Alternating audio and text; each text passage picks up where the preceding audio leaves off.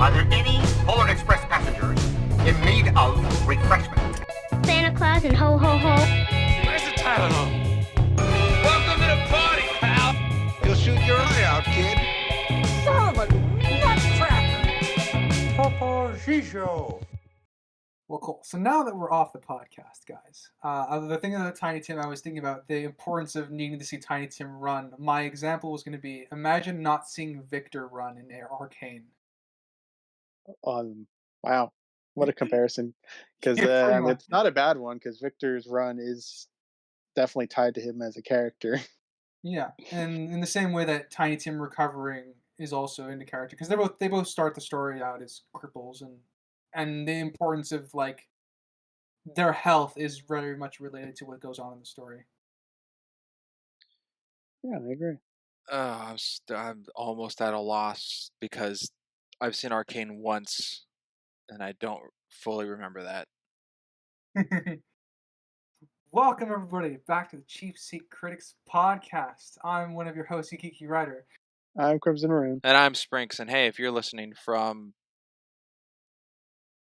you know what, just where the heck you are currently right now, you can find us on Twitter, Instagram, TikTok, Facebook, Blue Sky, we're over there.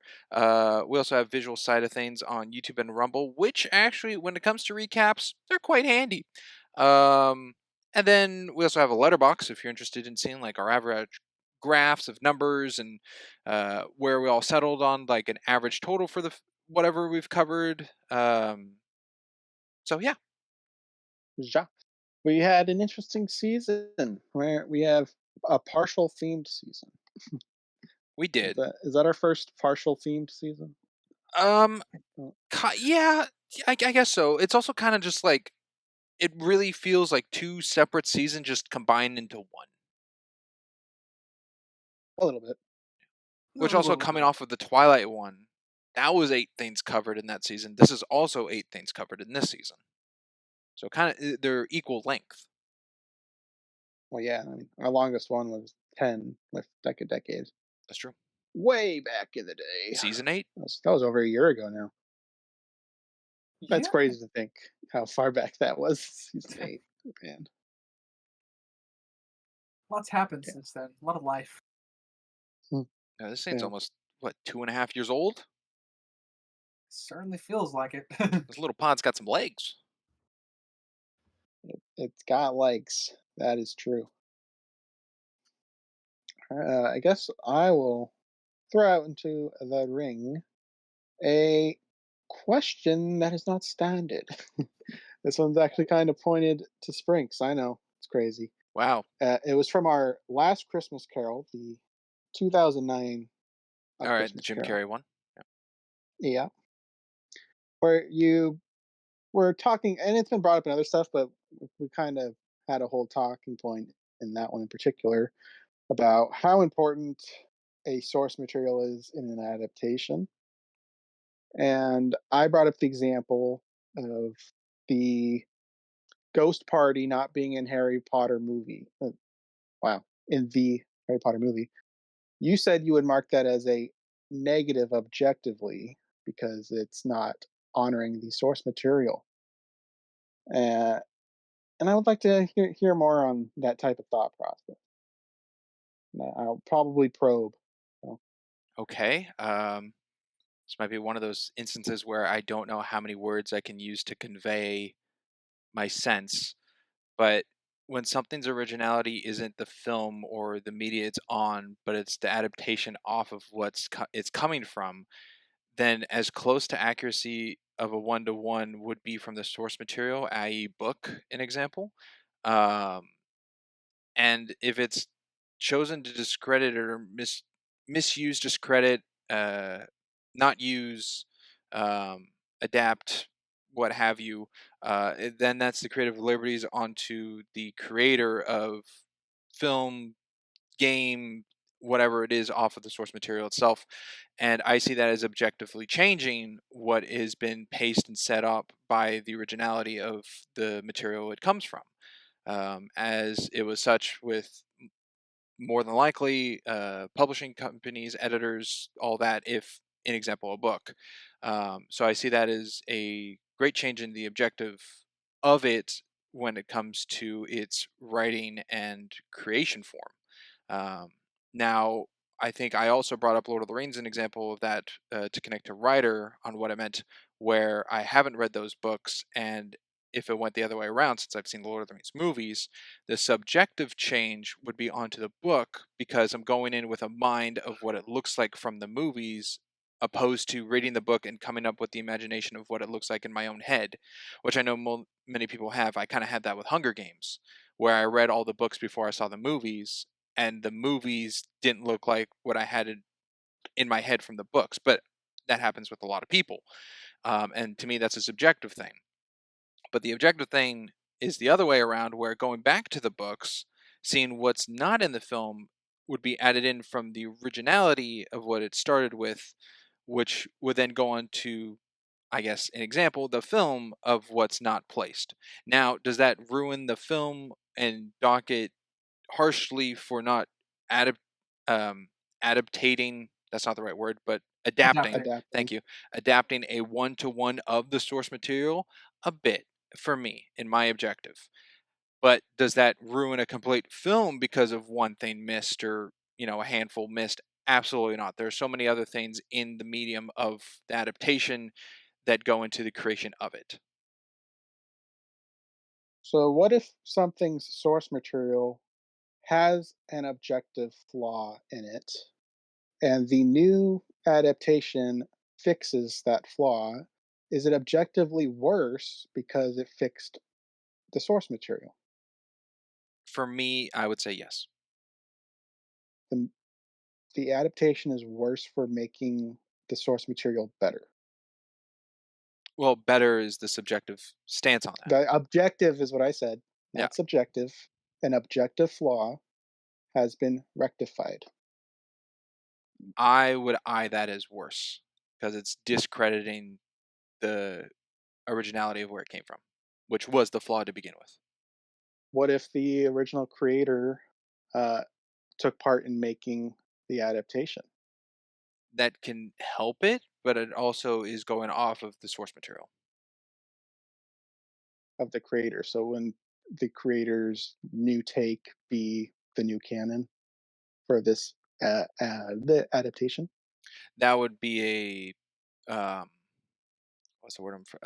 Point by point basis, or case by case. That's what I'm looking for. That's depending on the knowledge of it. An example that I could think of for Crimson's, an example for Crimson would be the One Piece Netflix show. Like the writer for the actual anime and the manga and the original creator is on the creative team for that show, so they are making changes to the story as they go along, but they're always getting his seal of approval, and like he's directly involved in the process of making that. Well, that also for Harry Potter with J.K. Rowling. So, well, what about draft then, Spring? Like, is the first draft of something have to be what's honored then? Is making a final draft not fair to the original draft because it's changing the original draft? Draft in what form? Whatever format, the original source, whatever. The draft, the original writing would be the original story. Any changing for the next draft is changing the original source. Okay, in book stance, I'm not for that because it's being edited and concocted until its final product. A film stance of its draft of like script and all that goes into till its final product. So I'm crediting and critiquing on final products of whatever it may be of what it is. So wouldn't the adaptation be the final product of the story that they're setting out to tell? I believe so. I don't see anything against that, no. Okay, I guess you're not just understanding my stance. I don't know how much more to say. Let's see what. All right, I guess for a movie, every movie has deleted scenes. Is the movie objectively worse for having deleted scenes? That's a good pitch. No. It was in the original script. They shot it, They did. but they removed it from the original source, from the final product. Yeah, that's a great thing to pitch. I think that would merit objective, but then again, that's not the final product used. So that's a toughie. That's a toughie. I probably lean no because it's decided not to be the final product. Wouldn't that also go for an adaptation then? They decided to cut out something. Well, yeah.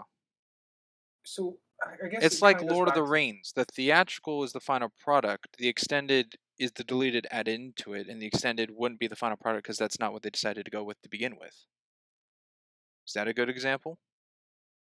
Oh, you're talking about two different versions of a thing. I'm talking about a deleted scene that you can only find in a special features menu. It's not in anything. So it's Yeah. not an There's extended no edition. this or It's, that. yeah, it's not an extended edition. It's a deleted It's scene. cut Yeah, it was cut on the cutting room floor after permanently. filming everything, but it wasn't in an original, fully done version of the film. So the final product that was shown and made excluded that deleted scene. But the deleted scene was in the script. That's why they filmed it. Is the confusion here a book to script is the 1-to-1 and not the book to film final product is a thing?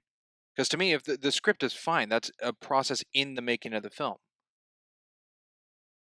Or I'm talking about adapting a film off the script, because that's what's happening when you write a script. You're adapting a film off the script, just as you're adapting a movie from a book To a in a script. Yeah, different and medium. I'm film. going to critique the finalized of the film, not the script. If we're just covering just the script of a movie, then that's just that's being critiqued.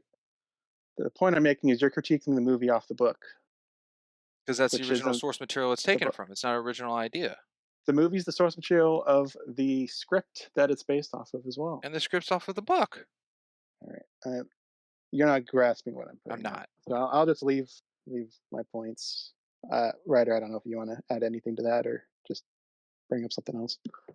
So the only thing is that I always reiterate is I always treat two things separately. I do not judge the films based off the source material or the book, is because I think the idea that the film should be docked for me from, like, for example, I'm gonna always go back to Lord of the Rings because it's just a classic example for me. But we'll do Harry Potter because Harry Potter has, you mentioned the dancing with the ghosts and stuff or whatever.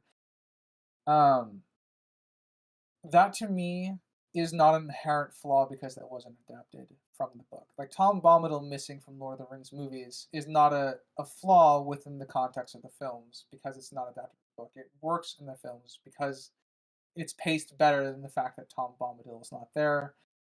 So it docking a film objectively for not following the source material accurately doesn't sit well with me because I think there's a point where the film can earn its own identity. I mean, I always make this argument too when it comes to Civil War, which is one of my favorite Marvel movies, and I would absolutely agree it's not a good adaptation of the comic book at all, but it still is a good and well-written movie within itself. So I wouldn't dock it for not being a good adaptation. I would dock it on its own merits. So I think it gets difficult, I guess, it gets very difficult to be consistent with what you're saying, Sprinks, because you then aren't allowing the work that you're critiquing to have a life of its own if it's directly tied to that source material. Like the idea that art can grow beyond the artist, that sort of thing. So my question, I guess, going into this is why I get you say you want I get you say it's the original source material. So but why is the original source material held in such high esteem that it should affect in your view a particular film or art piece in general? Because that's the adaptation it's going off of whatever's being made of it. Right. No, that's not my question. My question is like why beyond that reason, because I understand that's the reason. That's the plain face reason. I'm asking if you have any other reasons than that one. Not that I can think of, no. So it doesn't go any deeper other than it's not the original idea. I, I I feel like I'm getting in a corner where I just don't have the words, terminology, vocabulary, or whatever to convey what I mean. Eh, eh, Like Yeah, Civil War, that's for typical. example. Someone watches Civil War after reading the comic book of Civil War, and they go, "That movie was nothing like the comic book. I give it a 3 out of 10." But to that person, that's a subjective rating because they didn't like it. As for me, I'd go, "It's nothing like the comic line of what it's connected to." That's like a negative -0.3 of the writing of my objective scale of the entirety of the film. Yeah, no, I understand how your scale works, at least with regards to this. Um, my question is, I'm more delving into the philosophical why behind it, because I'm, like I said, I'm trying to get to the core. What I'm trying to get at, Sprinks, is the core value to you, why you would dock at those points. I think the sense of thought of possible plagiarism gets under my skin of disrespect of a sour taste in my mouth. So that would be I guess, where the feeling comes from. So you would view something that's not a good adaptation. Well, okay, let's do two examples. So you have a bad adaptation and a good adaptation. So a good adaptation omits a character that's um, important to the books, but not important to the film at all, and the film is still really well made. You would dock it for lacking that character. And then you have a bad adaptation, which is, say, let's say it was a fantasy, but they turned it into a sci-fi. Where everything is fucked up. The characters have different names. It still has the same name to whatever it is. So, are how I guess the level of respect that would come from it in one or the other, from, like, say, the good adaptation, where they do pay their respect to the source material. You can see in every interview that the creators that they're clearly big fans, and the reason they left this character out is because they can't fit him in for time or whatever reason that they give, and they have to explain why this character is cut, even though they really like the character and stuff like that. And then obviously you have the bad adaptation where they just clearly didn't give a shit about the source material. Actually, good example, The Witcher show. The writers are laughing at the show behind the scenes about the source material. So in those two variations, do you have a spectrum on which this would work for you, where you understand, like, say, why the good adaptation still works, even though they had to cut a character, and then obviously in the same way that the bad adaptation where they fuck everything off, where so I guess my question boils down to, like, uh, if it does come from a place of not wanting to disrespect the source material, where does that, like, end for you, I guess? Because obviously I subscribe to death of the author, so I don't really. That's why I don't take an issue with. I don't have a personal issue with that sort of thing.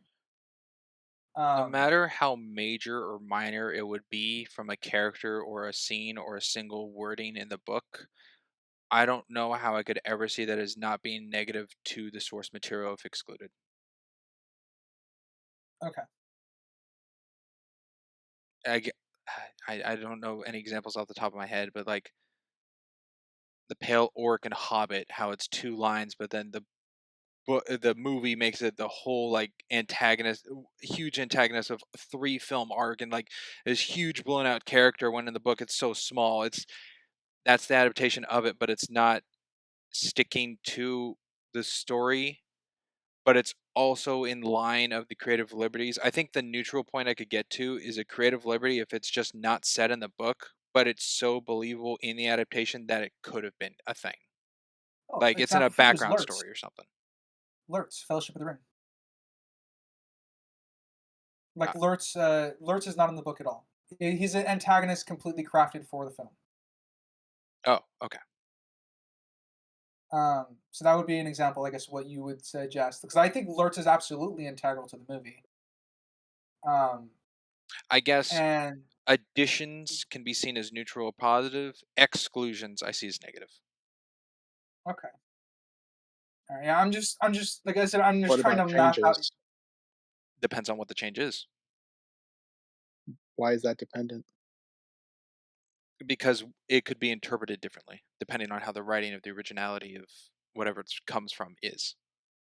Like, for example, Christmas Carol, the description of Christmas past is so weirdly written of what past looks like that adaptations try to base it off of what it is, and to me doesn't really hit the mark, but to some it definitely could get to what it is of what they're conveying. But it's something that it's so like vague to understand So what it only is. applied if something's vague or blurred. But if something's in the book is like, this was a purple bus, and then in the movie it's a red bus, it's an objective flaw. Yeah, because then I'd question, why is that changed? Why couldn't they do purple? What's the ruling of purple? What was the production behind the purple? Okay, I think I got a better grasp of how you view this. So, like, I'm just kind of clearly defining like where your extremes are, being that you view it as disrespect to the author and what would work in a changeful adaptation and stuff like that. So, in uh, if a movie, I am, I don't want to keep using the Fellowship of the Ring example, but it's just Goblet of works Fire, so well. to just go Goblet of Fire, the one that everyone memes on all the time. Of in the book, Dumbledore calmly asked Harry, "Did you put your name in the Goblet of Oh, yeah, Fire?" And in the movie, he's screaming at him and throws him against a wall. I think that's an objective tick. I subjectively like it. okay. Um, that's a good one. Even though J.K. Rowling was in the production of that film and chose to agree and greenlight that scene to be so with Daniel Radcliffe and Michael Gambon to play across that scene that way, whereas in the book it's depicted differently. Okay. My last question. Because I think I now that I got extreme is the wrong word, but I think you're a hardliner on this, and that's fine. I just clearly defining what you are on this. My next question is, how do you feel about remakes? Ooh, kind of the same ish. Because I mean, obviously, I could talk about Resident Evil at least a bit, but that whole like a lot of the original games are being remade, and they do make changes to kind of fit their new They do. like uh tone and what they're going for in the story and stuff like that. So is I'm not saying they have to be better than the original or whatever to make a point. I'm just saying like does that fall under the same thing for you? Whereas any change based off the original. So unless it's just the original with the graphics re-enhanced, the example would be Halo 1 remastered, where the graphics are just remastered, A right? remaster to me is objectively better than a missed one-for-one remake. Okay. All right, I think I gotten at least that's Like, I got a clear judging sense of where you Resident are. Evil 3, the remake doesn't have the whole kind of final clock tower bit, I believe, that the original does have. I would have that as a objective flaw to it, since it excluded that whole bit. Why it was excluded? Could have a whole backstory of the creation of it, or the mechanics didn't work as well, or they being fixed camera angles from the original, it couldn't be conveyed this way in or what have you. It was still chosen to be excluded. An example like that is. Okay. Yeah, yeah. Like I said, I gotten what I can, I think, from this conversation. Like my goal is always just to understand. So, uh, I'm good. We can move on unless Crimson has any final additions to make to this particular conversation.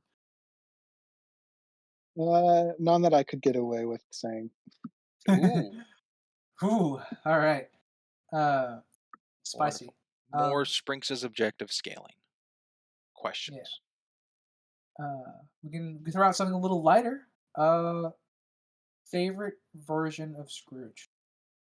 From what we've covered, Yeah. I guess I'll go first. I think my favorite iteration of Scrooge would have to be the 30s, I think. Seymour Hicks. I'm debating. Yeah, Seymour Hicks. It's between him or uh, George C. Scott. I think I'll go with Seymour Hicks because he's more of a rough Scrooge. He does he does learn really quickly in that one, and I pointed that out. Um, After like doing the past, he's already showing signs of being drastically different. But uh, I find him enjoyable. I really like his revelation at the end with Bob and how they all have their versions of being excited with Bob, but I enjoyed that one a lot. That's fair. I'll go next if Springs you need more time. Mine is between Michael Caine and C. Scott, and I think C. Scott wins out just barely because I think C. Scott has the more depth of character. Though I do think Michael Caine acted every Scrooge under the bus. My favorite version of Scrooge, version being the key word of the question you asked, would be Jim Carrey's in the 2009. I think that is the most accurate, connected Scrooge portrayal of the four. Well, You he mean didn't like ask most accurate. He asked He which has one you version like the most. Do you like him the most because he's the most accurate? of a version of Scrooge of these four, yes. But he's not my favorite Okay. Scrooge. and your He favorite asked for your Scrooge favorite is? version of Scrooge. Favorite version of Scrooge the character, is the story over how I heard the question of overall of the Scrooge being portrayed in the film. Scrooge of personal like of Scrooge. I guess my question is, when I heard version, I went to objective sense of Scrooge, not Yeah, no, subjective just sense of favorite. personal. Yeah. Oh, then Michael Caine. Michael Caine Scrooge is my favorite subjective personal Scrooge of the four. Let's see. Let's see. Frank, so you got something to throw out there? Oh, like a question or something? We got a very I don't hefty know. recap here. We got You can throw a question, a statement. You can do whatever the heck you want. Recap. boy oh boy, do I. You can Yeah, do the truffle shuffle I all you got a want. I question. don't know. I got a question. I was gonna have more examples of this, but I feel like with how hefty this recap is, what we have planned for it, audience, stay tuned.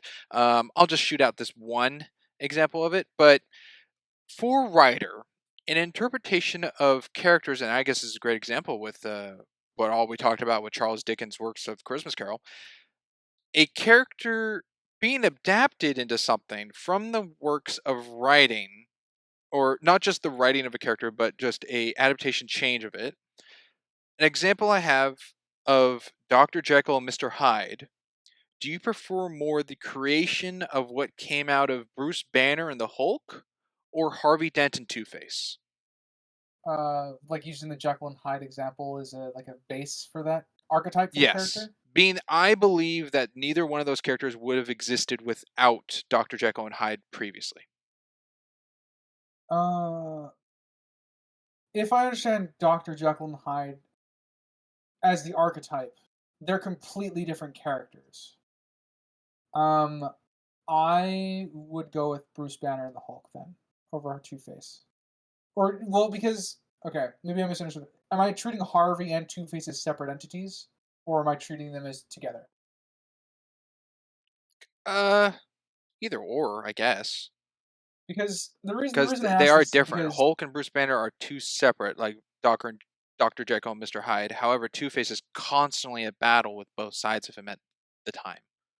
yeah, in that case, using that constant battle stuff, I would probably lean towards Hulk and Bruce Banner being a better use of the archetype because Dr. Jekyll and Mr. Hyde are completely separate characters. Contained it within the same body. Yeah, but they switch, you know. Whereas there's not a constant battle, as far as I understand it from the archetype. Okay. What about you, Crimson? Not sure I fully understood the question. Can you restate it again? Yeah. So what I wrote down as a question is, what inspired character of Dr. Jekyll and Mr. Hyde do you like more, Bruce Banner the Hulk or Harvey Dent and Two-Face? So, of the creation of Dr. Jekyll and Mr. Hyde being previous before the either two of them, where I saw it as neither one would have been created with, or Bruce Banner and Hulk and Harvey Dent and Two-Face wouldn't have been created without the form of that previously. What do you think is a better, not necessarily just adaptation one for one off of that, but which one would you side more into its origin of being connected to Dr. Jekyll Hyde is a more enjoyable change, I guess. So, okay, this is me going with the angle that they are directly referenced by the creators to have been co-created and with the not co-created, referencing Dr. Jekyll and Mr. Hyde. Yeah. I guess to give clarification on how I came up with this question was I have a comic of Deadpool called Deadpool Illustrated where he goes through literature to kill off literature because he believes that's how he was created himself, being based off of things. And when he kills off someone from a literary book, it shows an example of someone he knows from the Marvel Universe dying or dying off because they're based off of that. So I thought a connection of sort could be the question I posed. Okay. Well, with that, I would probably have to say, I would say Hulk and Banner, because I think with Two Face and Harvey, they both kind of, even though they're two different personalities, they kind of share the same mind. They aren't technically two entities; they're of one person. It's kind of like a split thing.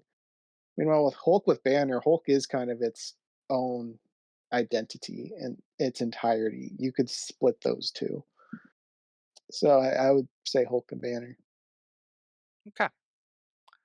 I think being what you just pitched, I am also on Team Hulk and Banner, being two separate entities of the same shared body, much like Dr. Jekyll and Mr. Hyde. However, I'm not fully familiar with all the works and writings of Dr. Jekyll and Mr. Hyde, if they are solely two complete different personalities, or if it's just a characteristic change because it's like a poison or something that Dr. Jekyll injects. Kind of. He does turn into a monster. Okay, so Like physical it's a more deformities. physical, monstrous change, if I remember correctly. So that's another reason why I'm leaning more. Not that Harvey isn't deformed or whatever, but it's just because there's a requirement for there to be a physical change for the other one to take over. Does Mr. Hyde go back to Dr. Jekyll, or is it a one-time change? No, they go. I think it goes back and forth. Okay, then even more so onto Bruce Banner and Hulk then. Yeah, Okay, just a question. I think. Like I said, it's been a while. But as far as I understand the archetype, I think Bruce Banner fits it better. Let's see. We came across a big milestone for Sprinks this season, Oh, we sure did. being a 10 on a subjective scale. My first 10. And yeah, now we've all had a subjective 10. It took 20 seasons to make that achievement. Well, there was no Uh, rush. no, just marking it as that's what happened. And with that comes letterbox stuff. And I think you wanted to bring up something regarding that. I did. I have a Right. question for it. But going off of this with my 10, I compared my score because currently, our letterbox, the top four things are the four of us of writer, in order of writer, Crimson, Sinister, and myself, of our favorites being placed there. And currently, I have Princess Bride, which I believe a combined score of objective and rate and subjective, which a total could be 20, with a 10 and 10 being the highest. I believe I have that as a combined score of 17, and Muppets Carol beats it by a 0.5 of 17.5. So, being it's a higher score than Princess Bride, I am changing my letterbox image that I have for myself of Princess Bride to Muppets Christmas Carol, which brings up the question to me that I wanted to pitch, which is, what does the top 4 of our letterbox mean for each of us? And I guess I kind of already answered mine. I saw it as the highest combined likeness of said person of something we've covered on the podcast depicted for them. That's how I see it as. I see it as something you rate highly and you feel comfortable representing as you. What was mine? You have 12 Angry Men. 12 Angry Men. Okay, that makes sense. Yeah, I think I saw more of what Crimson saw. I'm comfortable representing my art, because if that's the first thing they see when they check out our letterbox, they see that. I would rather them see like a quick. They give it like a very quick summary. It works. They it shows what you value very quickly and what's important to you. So it's an after effect, I guess. So that's how I always saw it. It represents me well, I think. Yeah, because writer, you have things that are rated higher than it. Obviously, you have was it Let Me Go, or the music video short that we did. I'm sure Death and Let Me Go. Yeah, those are 10s, but Let Me Go isn't on Letterboxd. Death is. And then you had some other stuff tied with 12 Angry Men, but I see it as more as what you feel comfortable representing with you, as well as being highly rated by you. And for me, Muppets admits that. Yeah, So what happens if you hit a tie, Sprinks? Since you're purely a numbers man. If I find a tie, then that really goes on to me to decide. Right now, Muppets, if something tied with it, it would be tough because Muppets has the power of like a Christmas on it. And I'm a big Christmas freak guy. So. Gotta do the Harvey. You gotta do the Harvey Dent thing and flip a coin. Maybe. Callback. You live, you die. Might be as simple as a coin flip. It might come down to it. It happens. I mean, one of my friends and I always used to roll dice to decide our games because we got used to indecisive at a certain point. So. Oh, sounds like someone I know. Ooh, who could that be? He was a guest in the podcast. Honey167 or Biomon. Oh, Biomon. Gotcha. Biomon. I was talking about Crimson over here, but. Yes, I am Mr. Indecisive. Any observations on ratings or anything? Questions regarding ratings? Our big heavy hitter this season. Anything stand out? We have a lot of comparative scores for this one, potentially. Well, the weird ones from. Sorry.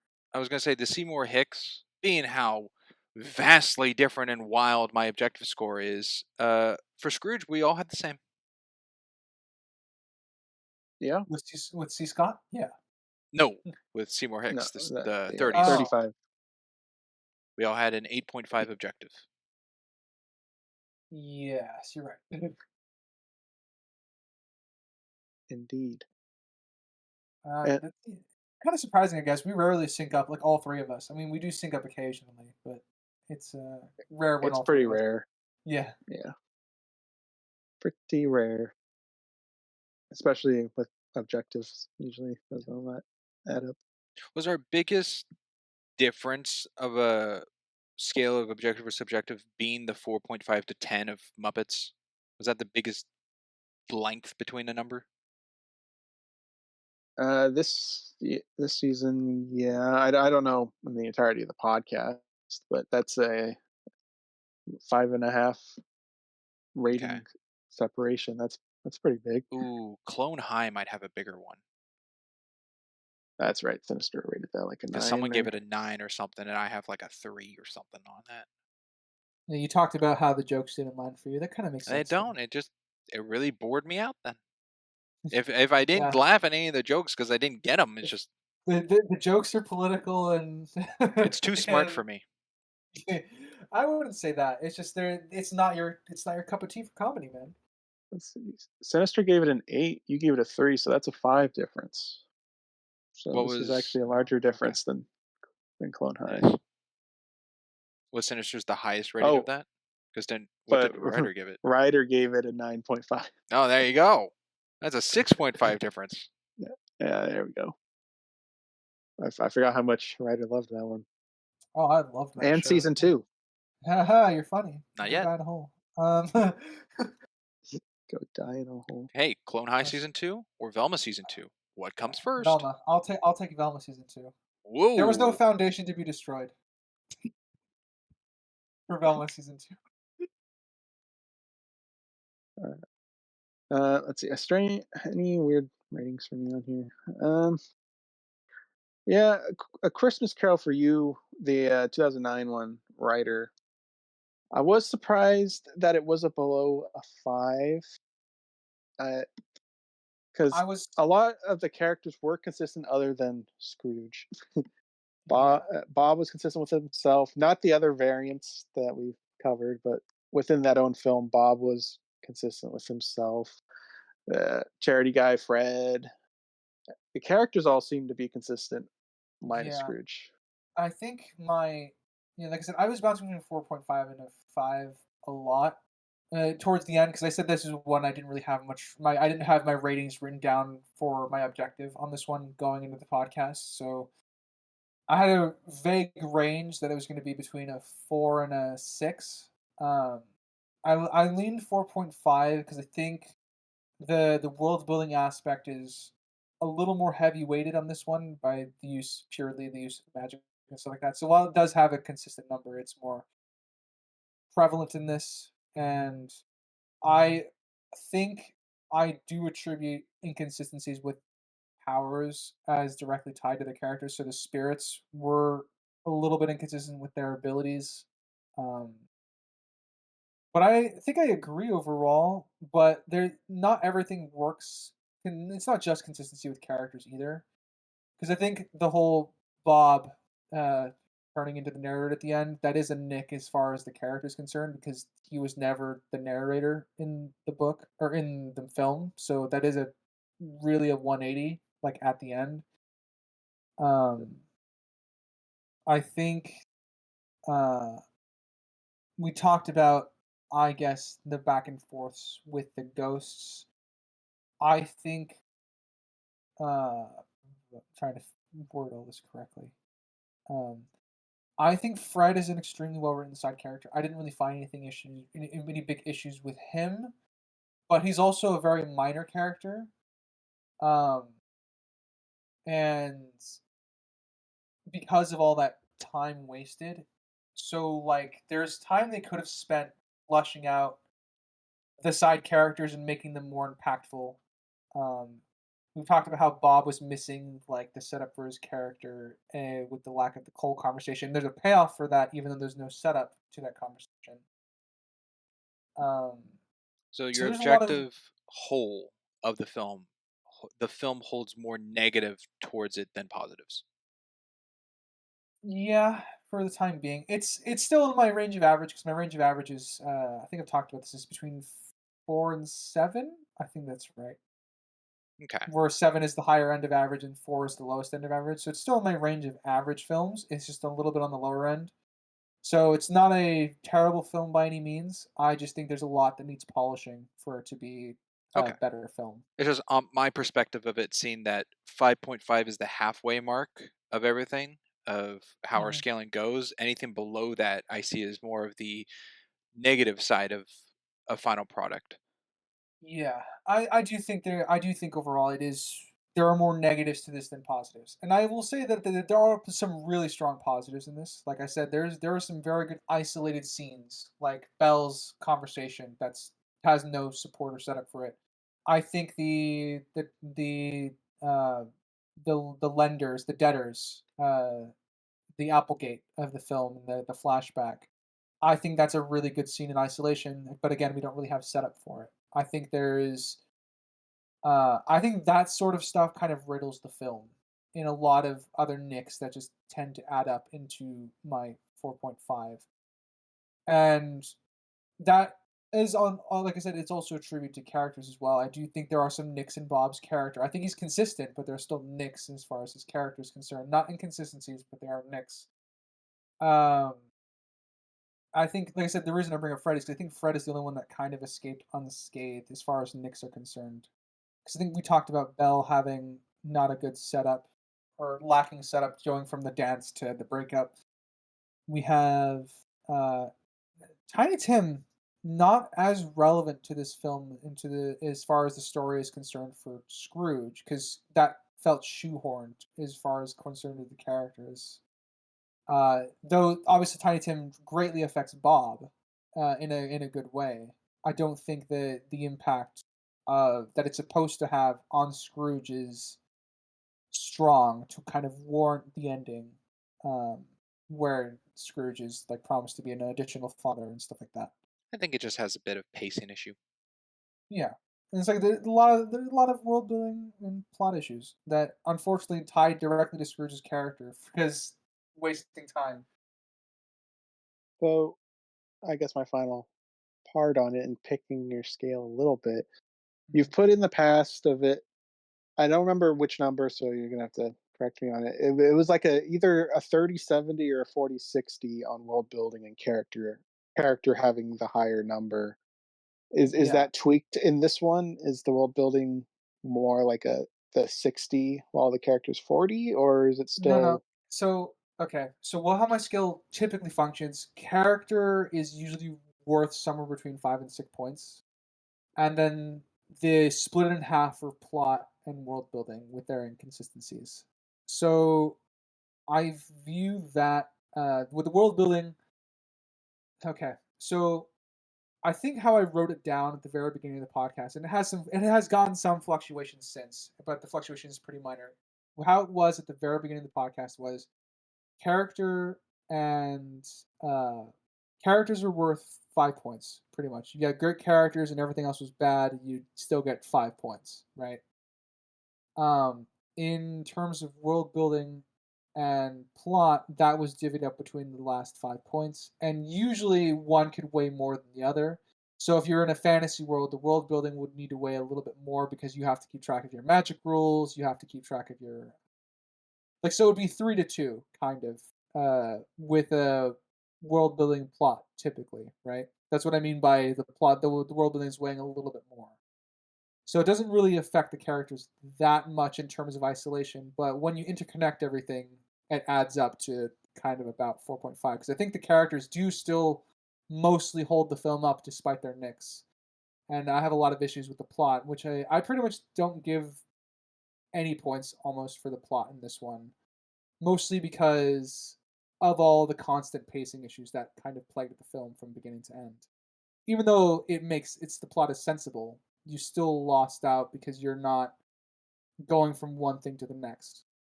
I hope I'm phrasing all this right because I feel like I just regret that. you felt something? I in the know how force that there? feels. Yeah. So I'm trying to keep track of what I'm saying and because I try to stay as consistent as possible with everything I've done on the podcast so far.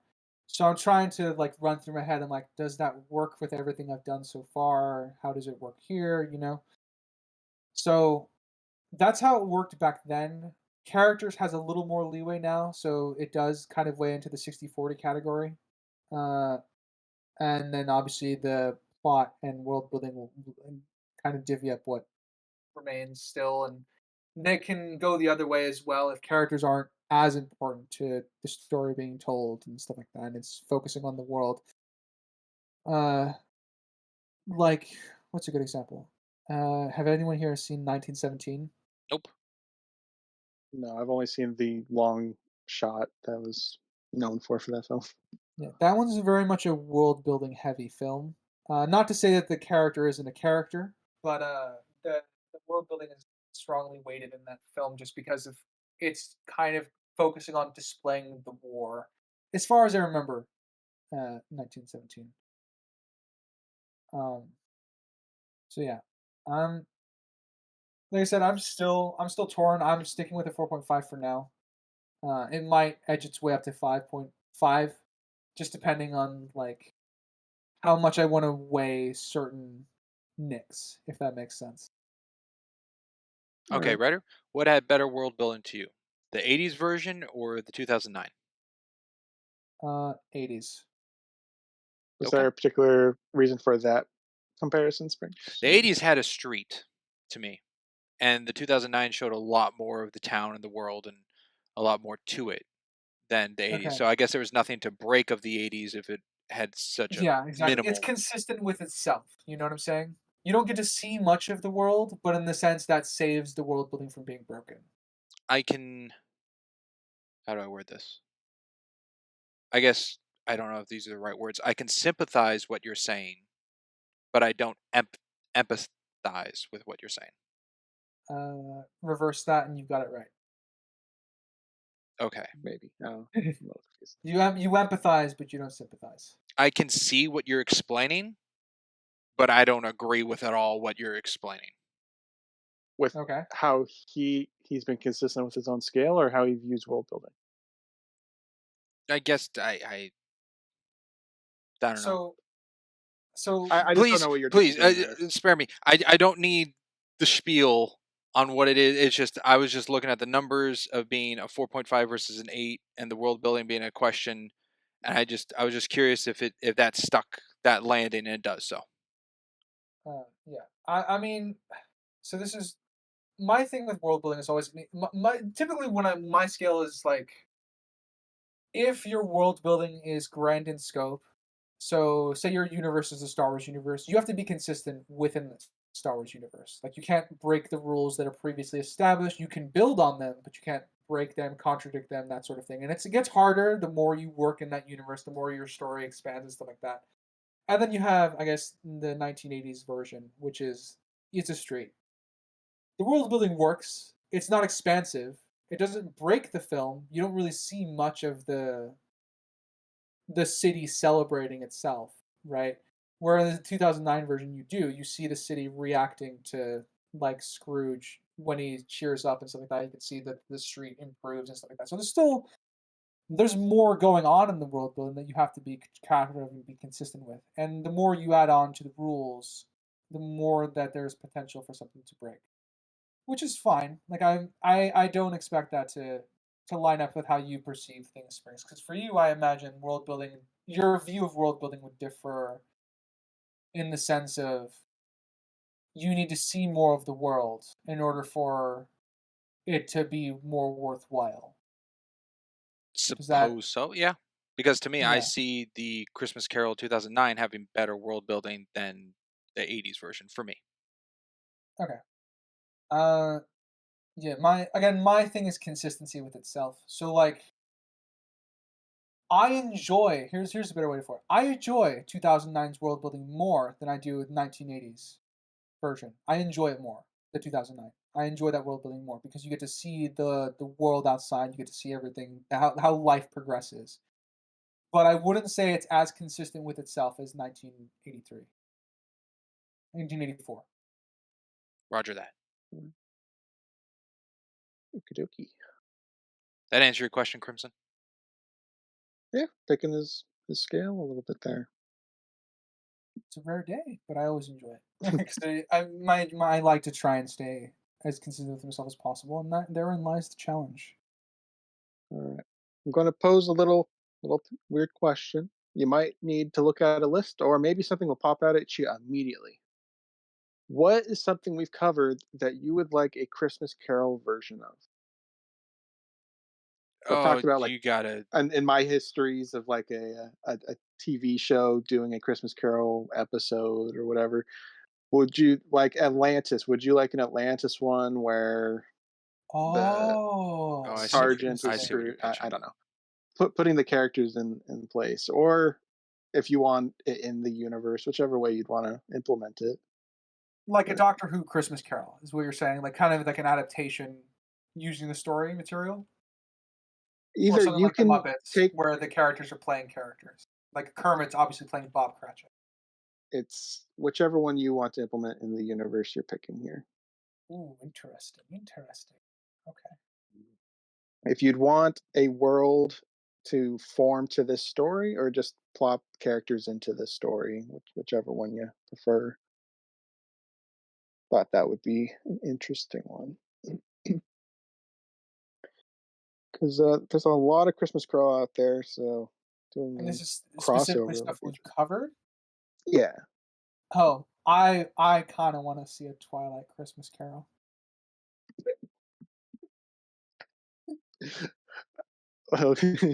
Would this be the characters plopped into Christmas Carol, or forming the world to fit Christmas Carol? I think I would want to plop the characters into the story and just watch them go, because the characters are so paper thin in the sense that I would find it comedic. I think Who would that is Charlie be?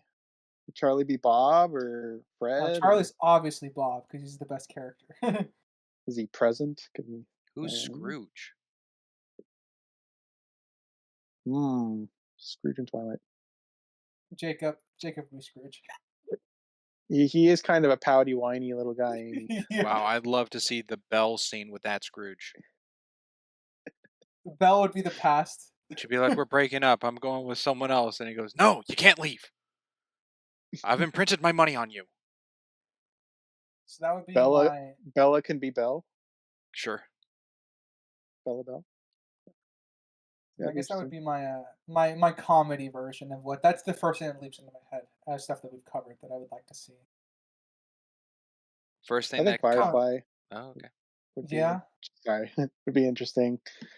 Seeing Captain Malcolm as the Scrooge character, and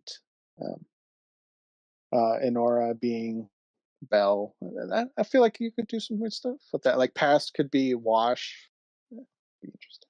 Interesting. I would have seen Washmore as present and Bishop as past. That could also work.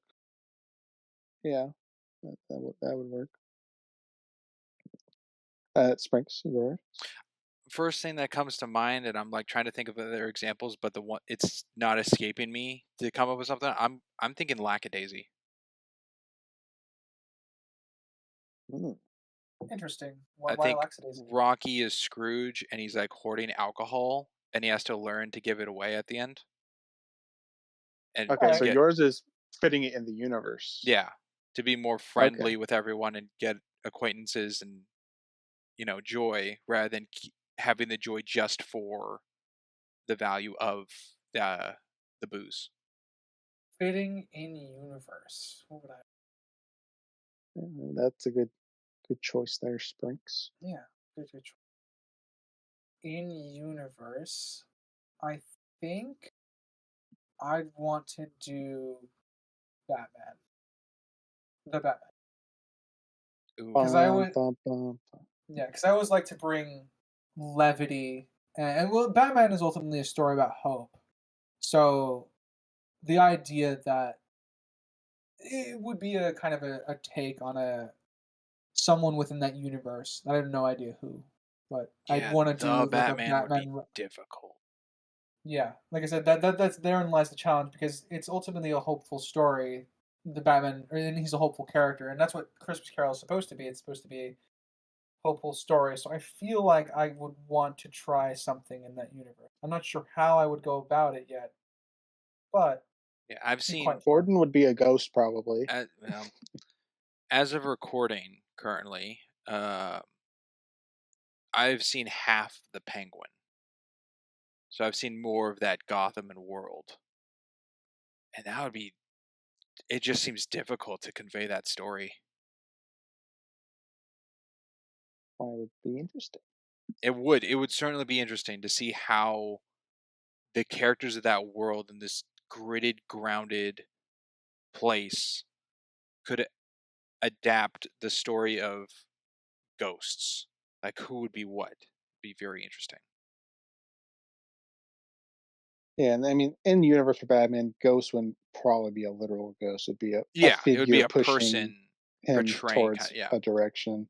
Like if Alfred was past and he's just telling Bruce about the things he's done before. Talking about his parents or something. Yeah. About his past. Yeah. Yeah, that would be an interesting one. Well, I mean, we I can got keep shooting more questions, but someone else can.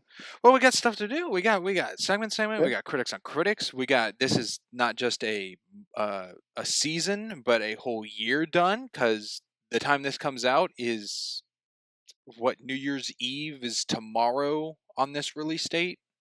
Right around the So this is corner. the last thing coming out this year. And New Year's resolutions you want to share with the group, fellas? Maybe save that for later. I need to think on it. But before we move on to your stuff, how about favorite characters? Because we have not really touched on the first part of this season. We've only been talking Christmas Carol. So across everything that we've Now, done this season, favorite character. If characters? someone was to say Bob Cratchit, is that encompassing You'd have to all pick four? one. You have to pick one. Okay, cool. It'd have to be a specific one because we've established that they're all different characters in each of these. Not many variations. Well, I kind of posed I'll go the question, first. so I guess I should not answer it. Yeah, I'll go first. Let's go with something no one will probably click. I'll choose Kermit the Frog's Bob Cratchit. More than Scrooge in that? That's surprising. I just chose something different. I already said who my favorite Scrooge was, but I mean, yeah, but that could be different than your favorite character in the season. you know what? But I'll change. Kermit, okay. You know what? I'll change it. I'll freaking change it. I'll go to Gonzo's Charles Dickens. I really like that. It's fun. Okay. I think my favorite character addition might be Lee, Poe's dad. Yeah, you did compliment him a lot in that. And I'm just avoiding the Christmas Carol stuff because it's hard to pick. I'm trying to pick a character that's not Christmas Carol because I think the obvious answer from me would be probably Bob Cratchit from the 35. Yeah, Bob Cratchit from 35 is pretty good. But do I like him more? I'm thinking Josh from Airbud. I quite like Josh in this. Oh yeah, I forgot that we did Airbud. That's so long ago. It was a while ago. But yeah, that's a good choice. the range of Josh as a character, of the fun, joyful child to the very emotional scenes of getting rid of Buddy. It's good stuff, endearing for his character and there for his team. His character learns. Fun to watch. You pitched the best All right. characters. Do you want to go to least characters now, since it's fresh in our minds? Sure, we could do that. Okay. Jeez. I'll go first. Oh. All right. Oh shoot. Going first, not a lot of thinking time. There's like a stupid eye roll one, and then there's like a hatred one. Like the coach in Airbud, real dickwad. Don't like him. That is. But the gorilla in Shrinking Woman, oh god, what an eye roll. Freaking Sydney the gorilla. I don't even care to remember the name. And then also another name I don't remember. I remember Scuba, but I don't remember the other guy from Thanksgiving, the jock dude. Jock guy. Yeah. He was gonna be my pick. Was freaking jock dude from. Yeah, I think I'm on jock dude as well from Thanksgiving. A fair amount of the kids in Thanksgiving actually, but yeah, that would be mine. Jock dude. Ethan? No, I don't know. Scuba was all I remembered as well. Maybe that was his name. I think it was Ian, Ethan. Maybe. Ian? Yeah, it started with an E. Okay. Then there was also the nerdy guy who you think is the bad guy and not. He also had I don't know. Thanksgiving is a weird film. I remember Scuba because there's a whole like scene about why is your name Scuba. That's it. Yeah, they got a backstory for him. All right. How you guys feeling for a little bit of critics on critics? Oh I my only have a goodness! couple this I'm gonna time. say it every time. It's a fan favorite, and I'm a fan. God, I love to hear that. I only have. Well, there's 4, So I'm not doing one for everything because we covered a lot this season. So we will actually start with Ryder. Ryder has one submitted by somebody. That's true. I do. It's one This way of was phrasing it. yeah. It's from James about the Muppet Christmas Carol. I'm tired of these stupid debates over whether this is a Halloween or Christmas movie. It is a Halloween movie. There are ghosts. A little boy dies. The Christmas future Muppet is scary. If you think it's a Christmas movie, you're lying. Happy Halloween. Hey, Yeah, James, I'm lying. I suppose. Sprinks, you filthy liar. Supposedly. I'd also like to point out Sprinks threw this out there, and it was on Letterboxd for 4 stars. Yes. There you go. So 8 out of 10. Yeah, I think that honestly, the 2009 version might be the most Halloweeny feeling of them all, even though Christmas plays a role because it leans a little more into the horror aspect. Maybe James I'm not saying hasn't it is seen it. Halloween. Yeah, Or maybe James is lying to himself and just being a big goof. certainly possible. Certainly possible. Well, what makes something a Halloween movie?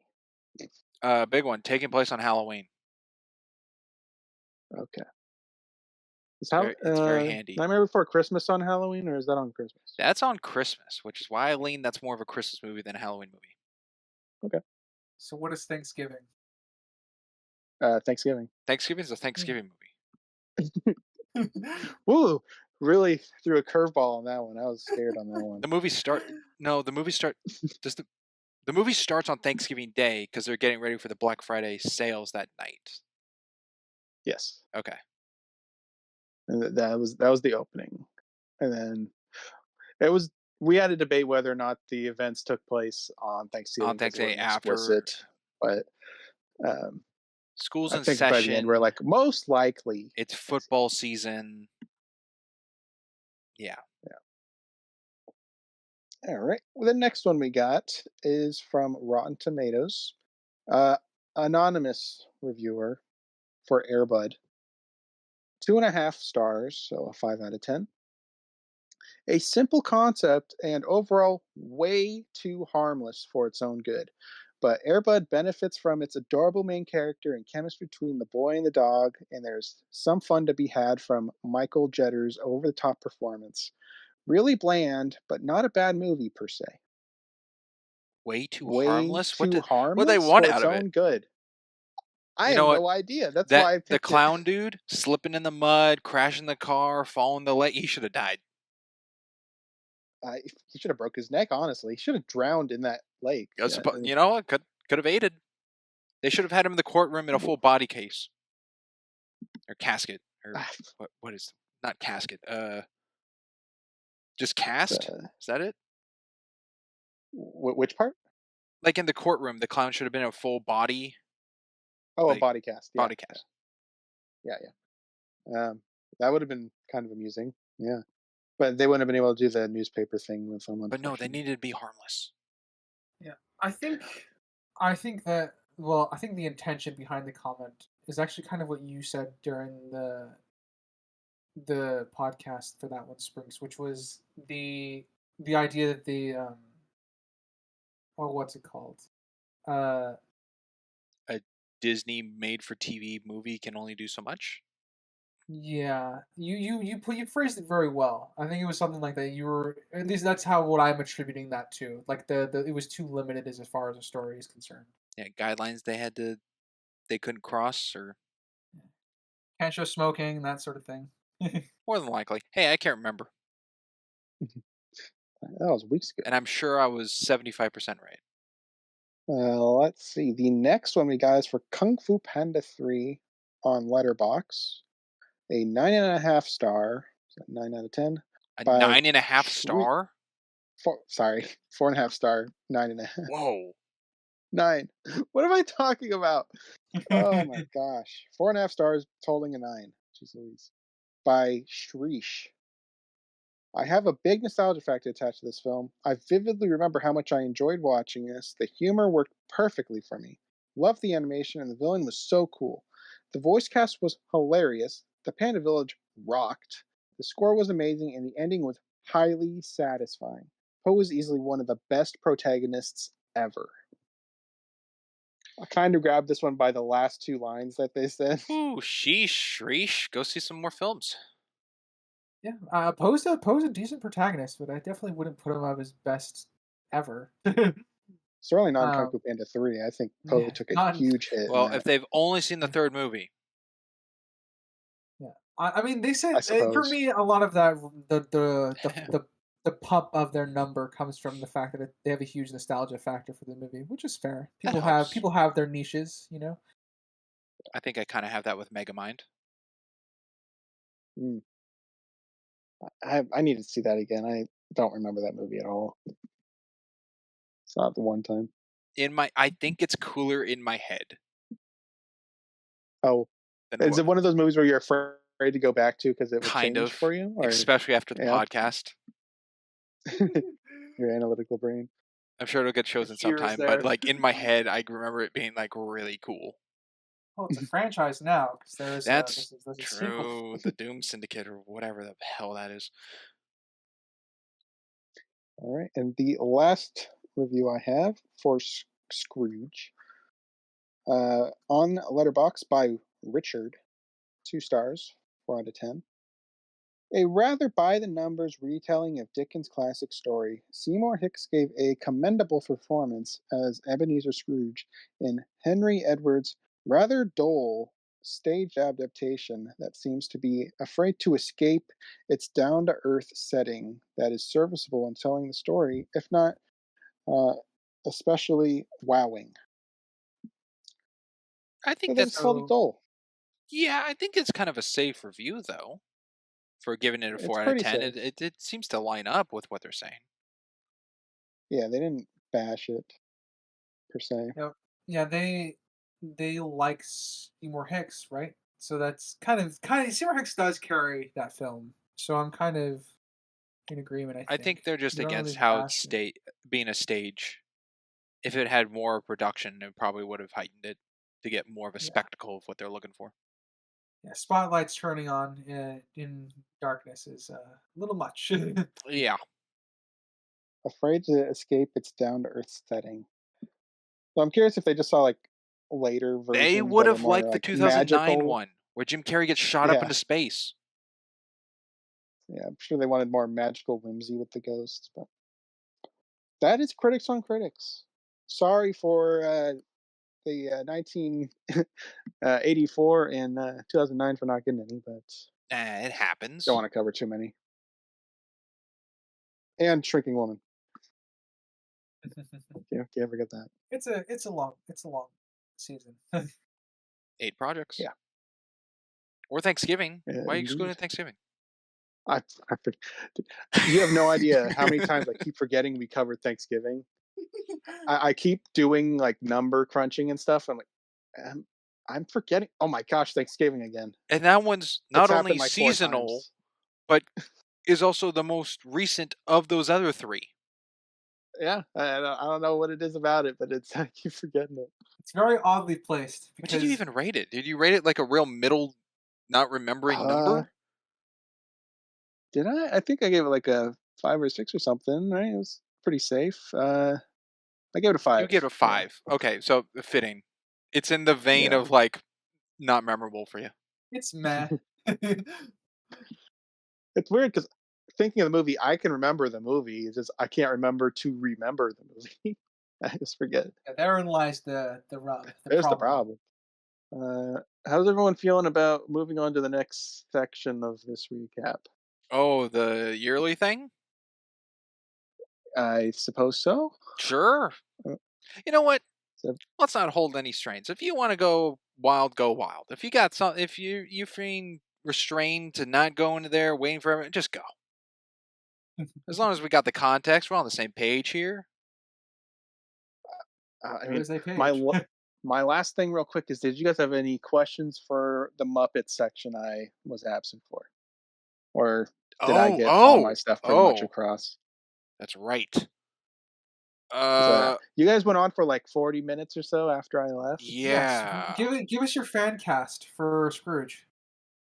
fan cast. Who's an actor you want to see play Scrooge? Oh, That's something we talked about. That's what we talked about. Okay, I'm in my head. I'm Within like, the what did we Muppets? talk about? No, just No, if just you in could general. cast a Scrooge with a Bob if you want, but just a Scrooge, who would you cast to play a Scrooge? Ooh, man. I immediately went for Abby Thor from Harry Potter because he's already grouchy in that. But that seems like a very safe answer. for a quick one. Aberforth, Dumbledore's brother. Yeah, Oh, Dumbledore's brother. That immediately just came to mind when you asked that. But Interesting. hmm. Soldier 76 if it was an animated okay. film. What? Okay.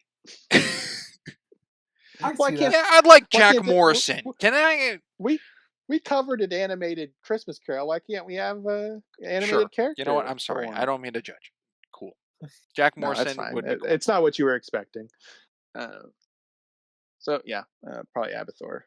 I'm pretty sure I'll come up with something else, but that's what comes to mind right now. Okay. I don't think, if I'm correct, I'd like to see Benedict Cumberbatch as Scrooge and Martin Freeman as Bob Cratchit. Martin Freeman would be a pretty good Bob. Yeah, if it's the person I think it is. I don't think I did much Bilbo casting for Baggins. Bob. Okay, that's oh gosh, what's his name? John Everyone loves Watson. him. The big guy in the guy from Black MCU. Panther. Everett Ross, right? Is that that who I'm thinking? No. Yes. Yeah. I think it's Everett Ross, not Thunderbolt, because Yeah. Thunderbolt Ross is his Yeah. dad. Yeah. His dad. They're related? I had no idea. I don't know. No, at least that's what I was told, but I could be wrong. It's been a while since I've rewatched the MCU.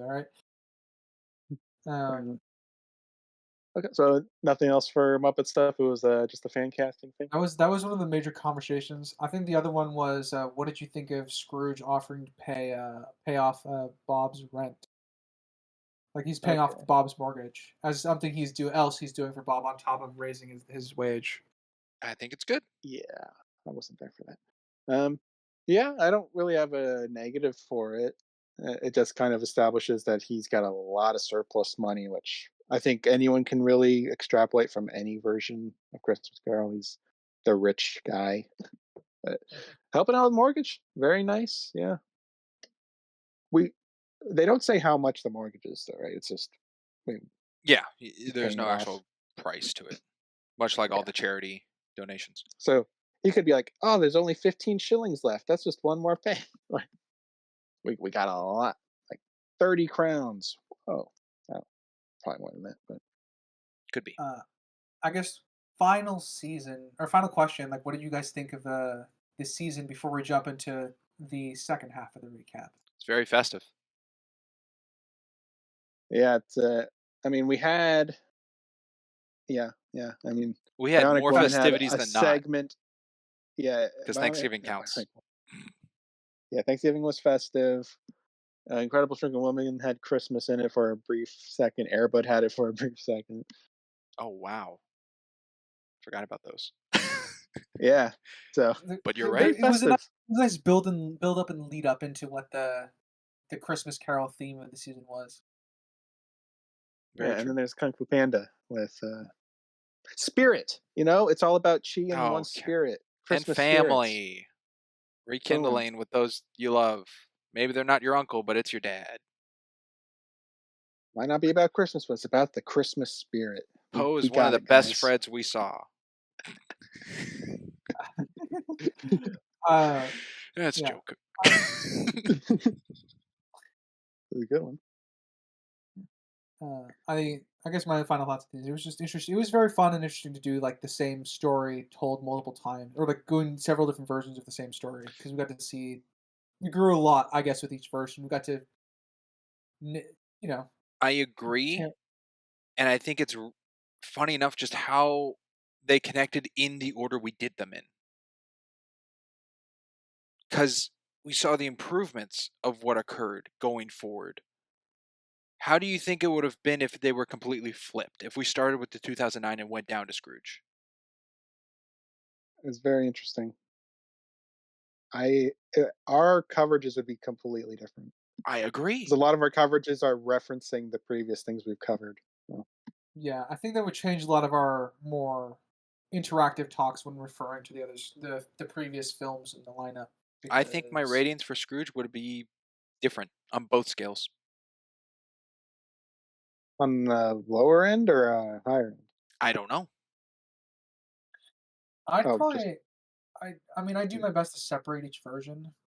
So, but I think mine might have ended up being lower, but I'm I not think my sure. subjective may have been lower. That's fair. yeah. It's hard to say because it's an alternate reality now of how we would have done that. But I don't. I would like to think I wouldn't have changed all that much, but who knows? It's just interesting how they I need a complemented Christmas past. differently to each. But one thing that stuck, I think, for all of them is Crimson. You see Christmas Present as a problem, being a future seer. Yeah, that is now a thing now for me. That doesn't all add up to me anymore. Okay, but You did try that to goes for all fix films. it for me though. A little, but still, So not every film so shows it far, that way. no, not exactly. Sprinks, I guess. Do you want to head us into the next section here? Sure, hey, this is a whole year coverage, so we got yearly things. I got some yearly questions. We got the whole filmography of what we've covered this entire year, all the way from Lost in Translation up to the 2009 Christmas Carol. Just a lot of things. And then we also got like covering 2024 in itself of the films that came out this year for each of us. I don't know. What do you guys want to tackle with first? There's a lot of options. Ooh, I guess films of this year that came out. Yep. Yeah, let's start out light. Let's do films of this year. That came out. Okay. Who would like to begin? Because we all have different takes to this. I'll start. I don't. I guess. You want my top three? Want all of my films? What am I doing here? However you like to go about it. All right. I'll do my top three, and then I'll give my worst. I think. Cool. I'll do my favorite movie that came out this year. Was Dune 2, Dune Part 2. Unsurprisingly, I'm a huge fan of the Dune universe, and I'm a huge fan of Denis Villeneuve as a director. His script writing can leave me wanting sometimes, but no one can doubt the man's got like a directorial vision. And Greg Fraser's cinematography, brilliant, love it. And yeah, Dune 2, very good film. Paid off all the setup from the first one. Very much enjoyed it. Movie number 2 on this list would be Spy X Family Code White. Could I quickly ask how many movies did you see that came out this year? To get a range this of year, yeah, I've seen 6 I can think of that are new that came out this year. I've seen more than that, but they're technically older films. Okay. Second would be Spy X Family Code White. Movie came out in April, and I finally got a chance to watch it a month ago. So, really good. Loved it. It's pretty much everything I wanted from like the anime to the film. It's an original story with the writer from the manga and is involved with it. And yeah, very much enjoyed it. Lots of fun. Pretty much everything I'd wanted because it's a found family dynamic and with a lot of comedy and badassery all mixed up into a thriller. So good stuff. Third would be Wild Robot. Wild Robot was very, very good. I think it's a family-oriented story as well, funny enough. And it's a story about parenthood, and I think that was good. I very much enjoyed Wild Robot. Not really much more to say other than the animation was brilliant. It's definitely one of the what is it called? One of the offshoots of in the post Spider-Verse world of how all the new animation styles are coming out in that sort of look. So it has a kind of a bit of a watercolory look to it. Very much enjoyed it. And my worst movie this year is Tarot, the horror film. Not surprised. Yeah. But it's such a gem. Oh, could it's I, yeah, funny. could I ask why? Why? Why it's the worst? I mean, what do you have as fifth? Fifth would be It's What's Inside. Okay, so Tarot's worse than Yeah. I think It's What's Inside is very much heavily carried by the concept of the idea, though I think Tarot fumbles with its ideas. it. Okay. So there you go. My top three and my worst. An audience, if you want to know what the fourth was out of his six, ask in the comments There you go. and keep them wanting. I think Spriggs figured it out by deduction. Oh, absolutely. I know exactly what it is, but hey, audience doesn't. Well, the missing one will probably be in mine, and probably yours. It could be in mine. Could be. Crimson, would you like to go next? Sure. I have seen 7 this year, 8 if you count a short. My top movie this year that I've seen would probably have to be Deadpool and Wolverine, and it's a very enjoyable film. Lots of laughs to be had, bunch of nostalgia. Obviously, that is a nostalgia film, and it hit me well. I think I gave that like an 8 or an 8.5. And then runner-up would be Dune Part 2. I enjoyed the first Dune. I certainly enjoyed Dune 2 more. There was a lot to it, and it's just sophisticated sci-fi, and there's not too many of those that can pull it off well. So they did a good job with it. Yeah, we have a love for the sci-fi genre that kind of goes underappreciated because the sci-fi genre is underappreciated. Yeah. And then third would be Beetlejuice, which I don't think I've said on the podcast that I saw that, but here I am. I saw Beetlejuice, and I enjoyed it. I didn't enjoy it quite as much as the original, but because there was a lot, I think the ending sucked. I'm not holding back on that. I think the finale stunk, but No comment. there was good humor involved. I think the returning cast did a good job. It was a fun movie. And my worst is got a 3-way tie. So Oh boy, maybe we can help you. What would I put at the very, very bottom? Okay, well I guess I'll list the 3 then. It's What's Inside, which is probably the best of the 3 here that I'm going to list. Tarot. That was said earlier. And the American Society of Magical title name. Wow. I don't know if I'm allowed to say it on the podcast. Oh, I know it. Oh my god. I have those all at 4, but I think What's Inside is probably the best of these 3. So I think Tarot would probably be the lowest I've seen this year. The one you can't say the full title of, to your knowledge. Did you finish that one? Yeah. Okay, because peek behind the curtain, to my knowledge, it took you a took long like 2 time weeks. to finish that movie. Yeah, it took me a while. And there was a couple movies I wanted to get to this year that I just didn't manage to get to, or I couldn't find. Finding it was kind of an issue for 2 of them. So, unfortunate. I'll probably get to them next year. Goals for those. So I guess, well, another one I saw was Hitman. Glenn Powell. Oh yes, Hitman. Yeah, that one was a good premise, good trailer.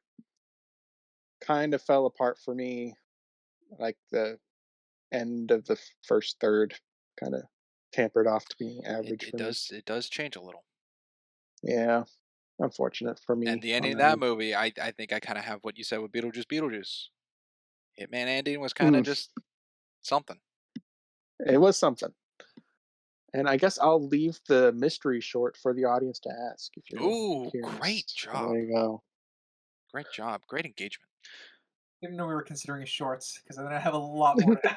Wow, I wouldn't. because I technically have quote unquote one, which is when I went and saw. Well, hang on. Before I continue, how rude of me. Crimson, are you finished? I am finished. Okay, cool. Thank you. I went and saw Coraline for its 15th anniversary, and there was a behind the scenes thing after the movie that I wouldn't count for me. But for mine, I have seen 202 different movies to this point of recording, 28 of which being 2024 films. Okay. Yeah, That's a lot. You I've have seen a a lot to lot. work with. Yeah.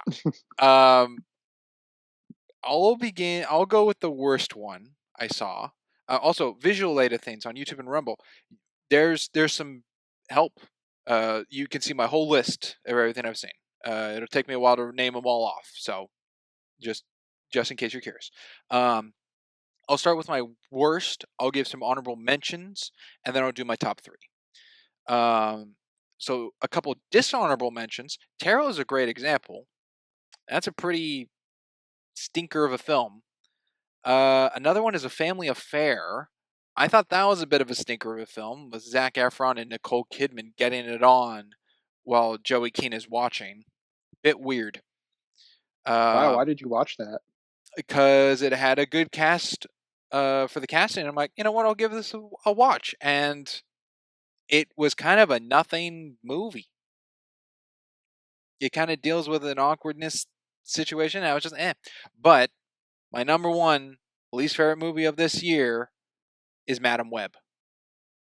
That movie's a stinker. It's sad that Warner Brothers can make movies like Batgirl and Wiley versus Acme and shelve them as finished products. It's weird that Sony can release a movie that's unfinished.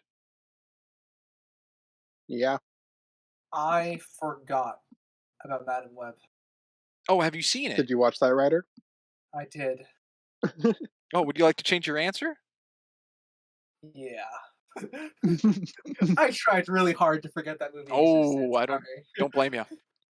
But to me, it's pretty easily worse than Tarot. Oh yeah, absolutely. It's not a contest between the two. And Tarot's pretty bad. Yeah, Madam Web was ugh. It was an event. I bet it's kind of sad, the final product of that. But I will then go to my honorable mentions. I have 3, which is kind of an echo, but kind of different. One of my honorable mentions is It's What's Inside. I found that as a very fun, different, well-made film. A second honorable mention is If, starring Ryan Reynolds, the John Krasinski film. I thought of it kind of a nothing. Marketing didn't really sell much on the movie to me until I saw it, and it was a little bit of a hidden gem. And lastly, I'd like to give an honorable mention to Speak No Evil, the remake on the movie Speak No Evil that came out 2 years prior, which I believe is a Dutch film. But this one's for an American audience, starring James McAvoy, and James McAvoy sells it in this movie. Might possibly be in the running for my favorite performance given of this year of an actor. But all of those are, I could list them in an order, but they're all pretty good to just be my honorable mentions for me. Any questions off of that or no? I didn't know you No. watched If. I did. I did cry 3 times. Wow. Was it seeing Ryan Reynolds' abs or something? It would have been a 4th time if that happened. Ah, darn it. But I agreed with you. They didn't really advertise that movie. No, I only not really saw really. that movie posters in the theaters. I don't think I saw an ad for it. Also, the poster of the purple things out the window, I always saw that poster as like tail feathers of like a peacock or something. Mhm. Do you guys know what I'm talking about? I just remember a purple, like, furry blob, but I don't even know if I'm Okay, that kind of has remembering like that properly. 3, kind of like an M of like a shape-ish. Yeah, something like that. I always thought of like a bird feathers, like a peacock kind of feather coming out the back. Those are fingers. I didn't know that until I watched the movie. What that is, what it was. Yeah, I can't even picture it, so I don't think I saw his fingers or feathers. I didn't really observe it, I guess. All right. Well, anyhow, But when I it go was look at it now, I know they're fingers. yeah. It was a cute little movie. So I will start with third place. In third place, which to some might be a shocker, I have Deadpool and Wolverine. I've seen this Well, movie. you are not wrong. I've seen this movie 4 times. It is the movie this year I've seen the most out of any of the movies. And I've seen this in IMAX, standard theatrical viewing, D-box viewing, and 3D. D-box. Yeah, I saw that in D-box. We saw it together in D-box. Yeah. It's a great movie. It's very fun. It's very funny. Hugh Jackman and Ryan Reynolds together as these characters is far better than X-Men Origins Wolverine. And I really, really like it.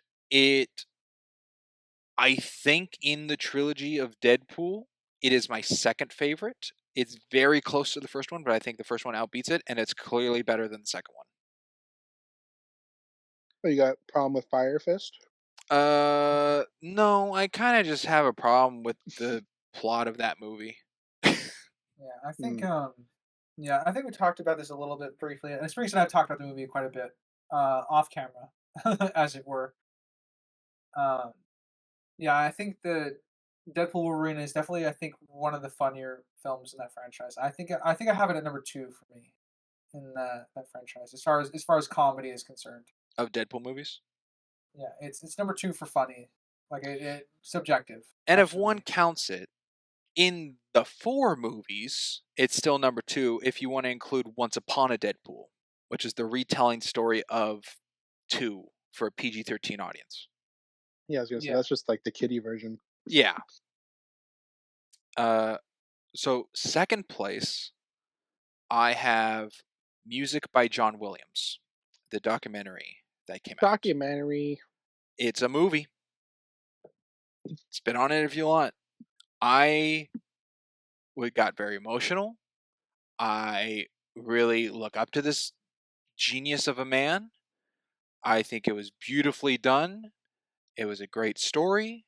I learned some things, and I don't know what else to say more about it that I like. It's very good. I recommend it for a documentary. Glad you found something that you liked more than Deadpool and Wolverine. And there's something else still. There's something else still. Deadpool Wolverine was number 3 of 28. Lastly, number 1, which kind of blew me away, but it deserves number 1. It's my favorite movie I've seen this year. Who knows if it could change? There's still more to come out this year. You got Moana 2, you got Mufasa, you got Nosferatu. There's other stuff. Yeah, as for the of record, December audience, 30th. Yeah. Well, Nosferatu is coming out Christmas Day, I think, or something. At least it was advertised that way. Yeah, the joke is, audience, we're pre-recording this. Yeah, it's pre-recorded, Yeah. but there's still stuff. Could change. Later recaps will tell. But number 1 for me is The Wild Robot. Best movie I've seen this year. Wow, nice. I What elevated it for you to that position? it tugged at my heartstrings. That Deadpool Wolverine did not. Yeah, like I said, it definitely earned the top 3 spot for me because it was a good movie. It's Solid. beautiful. Yeah, if I included everything that I had seen this year, it would still probably make my top 3. So it must be better than the trailer then, huh? Yes, Oh yeah, much better than the trailer. absolutely. Okay. 'Cause This movie floored I saw that it had a fox in it, and I know someone who likes foxes, so I was gonna be like, "Yeah, we could watch it together." And then I saw the trailer, and I'm like, "This doesn't look very good." me. Oh, Yeah, it's one of I- DreamWorks' best If movies. the trailer's not representative, Coming out of the theater after seeing this, I questioned if I like it more than the first How to Train Your Dragon. Yeah, I had the same thought as you, Crimson. I wasn't impressed by the trailer, but I thought the animation looked cool, so I did a little research and I found out it was the creative team behind How to Train Your Dragon. I'm like, all right, I trust them. I'm gonna go see this. That was pretty much my my shtick going in. and I was not disappointed. No, Okay. it was. Well, I believe when I first told the two of you, hey, the idea for the recap is like come with your top 3 of the year, and writer, I said, knowing what I've seen of yours, I have a guess or whatever, but I don't know yet because writer had seen Wild Robot before me. After seeing Wild Robot, I immediately texted writer and say I was wrong. I was incorrect. Whatever I thought before was false. Yep. It's a damn good movie. I recommend anyone to go see it. Yeah, the only reason Spy X Family is above on my list, the only reason Spy X Family is above Wild Robot for me is pure nostalgia, in the sense that I'm just really attached to the show and the manga and the anime. Yeah, So it hits a little bit more on the comedy aspect than Wild Robot does for me. But Wild Robot's brilliant. and I could say the same feelings I have towards Deadpool and Wolverine, being a huge Deadpool fan of comics and all that, and then the previous movies, and raises it for me. Anywho, those were our personal filmographies of the year, but we also have our overall podcast filmography.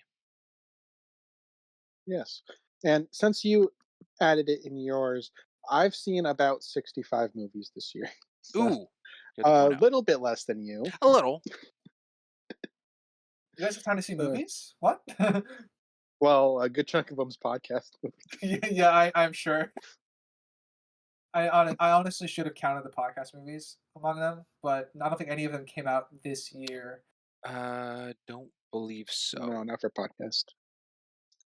Was Free Run 2023, I think. No, Free Run's 2024. That's 2024? Yes. Okay. Well, it's So, a show anyways. Yeah, But free one would have Yeah. counted, but this excludes the pilots show kind of season TV because those aren't shows. films. I did some number crunching. You know, it's been a year. I'm curious what we've got with some stuff. So I decided to average out everyone's picks from this year alone. Picks Starting like from Fly the Navigator, I didn't include the shorts because I know technically those were at the beginning of the year. But I did Fly the Navigator and the shows of this year.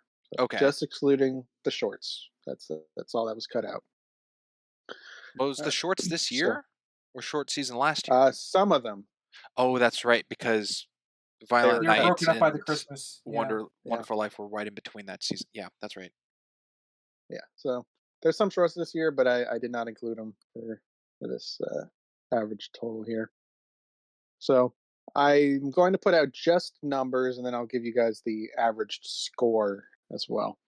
So across everything, writer objectively tallied up, you gave 284 points objectively. I gave 295.5 points on objective, and Sprinks provided 314. Wow. So sequentially, each of us have more objective points given out across everything. Do you know what the total of the whole was? Was it like 400, But- 500? Well, I mean, it would be how many we did. So Yeah. that was 46 times 20, because you could do 20 in each one technically. Oh, you included both numbers. I thought you just said objective. Oh, that's right. So that would be 460. Yeah. So there's that. Subjectively, Ryder gave 274.5. I gave 264.5, and Sprinks gave 294.5. So based off that, I enjoyed this year the least out of the three of us, purely based off of numbers. Yeah, and I can And see big Sprinks, numbers. you came out ahead. Yeah, you enjoyed this year apparently. I think I did. Yeah. I could also say I enjoyed So, last then- year, but I mean the numbers would tell if I enjoyed this one more than the last one. Yeah, I didn't crunch those numbers. Yeah, that Maybe next understandable. week. And then I did the average ratings per one. So, Ryder, your average objective is 6.31. Mine is 6.56. And Sprinks's is 6.83. So all of us are below a 7 on average for objective, which I found surprising for Sprinks, honestly. Because Sprinks, you had a lot of like 8s this year that when I was tallying everything, that was surprising. That mine came out to what again for all those 8s? Your total average for objective is 6.83, so just under a 7. It's still the most out of the 3 of us, but I was expecting it to be 7 point something. Well, it's still a positive number. Yeah, there's no negative or positive attributed. It was just a surprise. No. From me, seeing it like it's a 6, so it's above a 5.5. Yeah. Ryder's subjective average is 6.1. Mine is 5.88, and Sprinks is 6.4. So, yeah, mine is the only one below a 6, and 6 is kind of my average on my scale, not 5.5. So I guess below average for me this year. Oh, sorry, we didn't have National Treasure this year. Yeah, that would have ticked it up. But last year also had National Treasure the show. I ticked it down. Yeah, that did tick it down. The last thing is I just averaged sub and ub for both of us, or each of us. So, Ryder, your complete average for the year is 6.2. How's that feel? How's that feel? It feels respectable. It's like that's right in my average range. So just gonna shrug. It feel like a 6.2 year for you? I guess for the stuff we covered, I would say so. For me, also 6.2. We somehow managed to average out the exact same. That's wild. So that was surprising. That's hilarious. You better not say I'm a 6.2. No, you're right. You are a 6.61. All right. There you are. There's our averages. Pretty good year. Thanks for bringing it up, Sprinks. Now I feel like I have to do last year. Yeah, it could now be I'm curious. Recap, but just in curiosity. Yeah. Write it all down so you don't have to do it again. Oh yeah. Cool. Well, I not necessarily just this year, but like overall things. I looked up some things that I found very interesting to me. I don't know how interesting they'd be to you, but I looked up that Ryder, your score for Way of Water is equal to the subjective is equal to Blair Witch of a 3.5. But yeah, what also that is interesting. I'll hold on. Well, okay, never mind. So I was just gonna say, also interesting. I think with my objective of a 6.5 is the same for Way of Water and Blair Witch. Huh. So they're the same movie between you guys. That's interesting. Well, that kind of I mean, with the averages of our scale, kinda. it was very interesting that they matched in those forms of us two for those films.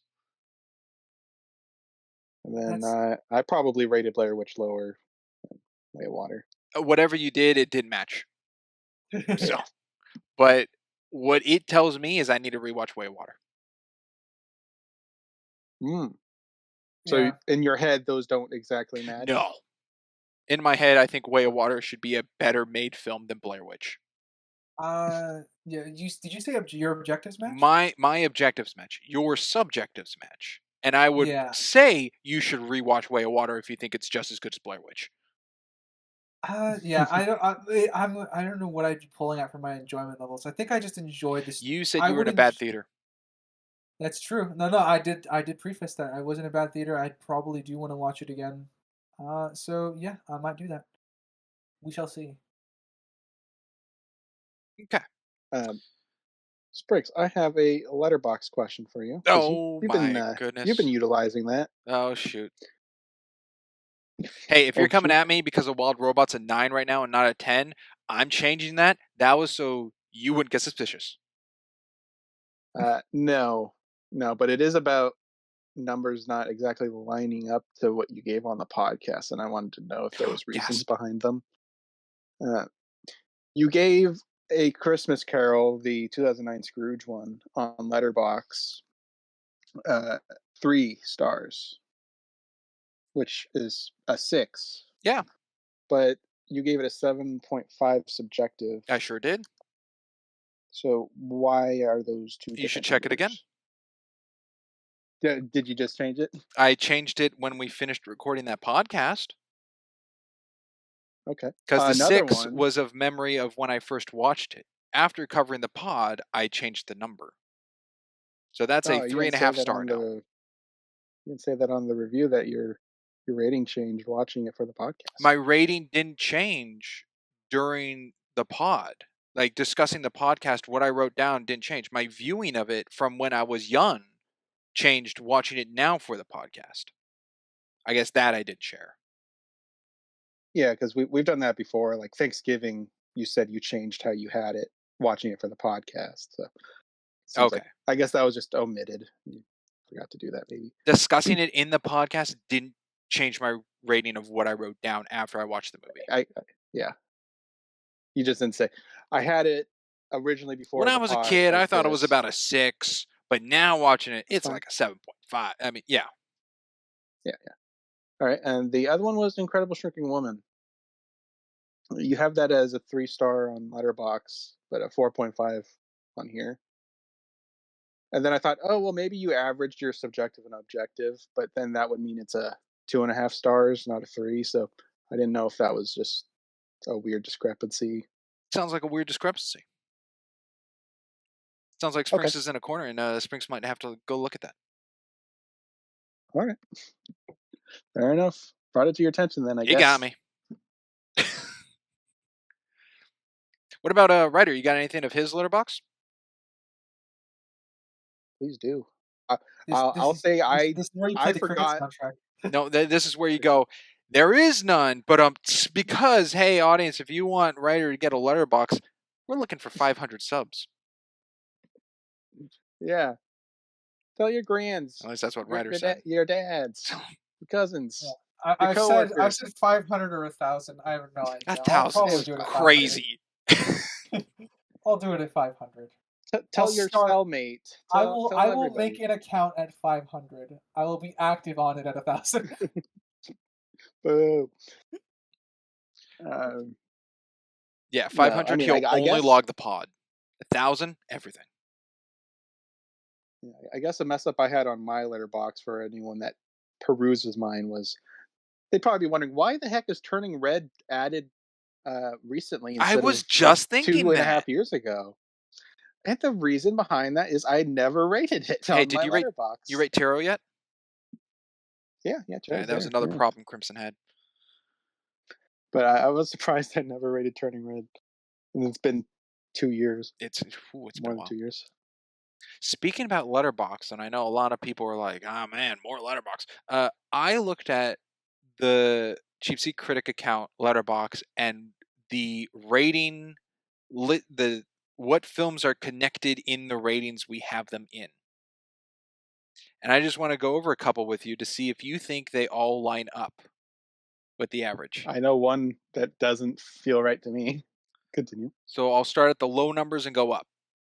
And I got 3 rounds of this.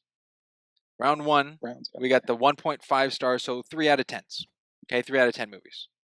In that averaged range, we have Jurassic World Dominion, Chip and Dale Rescue Rangers, Left Behind, and Apple Dumpling Rides Again. Makes sense to me. Yeah. No real outliers for that one. There isn't any outliers with that one. Okay. I can understand it.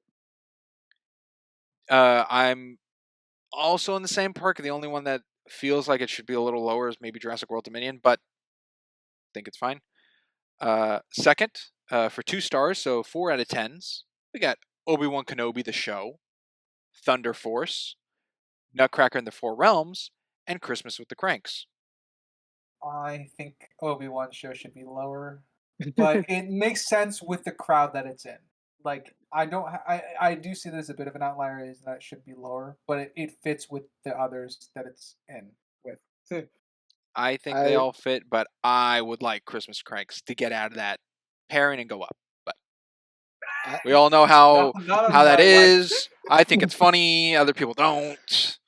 I was about to say, I do think Cranks is my outlier, as I could see that one being pushed up from those there, but it makes sense on our average of Sinister and us three averaged out for that. That makes sense. Yeah. And last round here, I have the 4.5 stars, so 9 out of 10s. DC Showcase Death, Kung Fu Panda 1, Shawshank Redemption, and 12 Angry Men. Kung Fu Panda stands out to me. It's a good movie, but a 9 is kind of wild to me that we managed to get it in with these other films we have. That's kind of wild. Yeah, that's the outlier one that I think as well for me.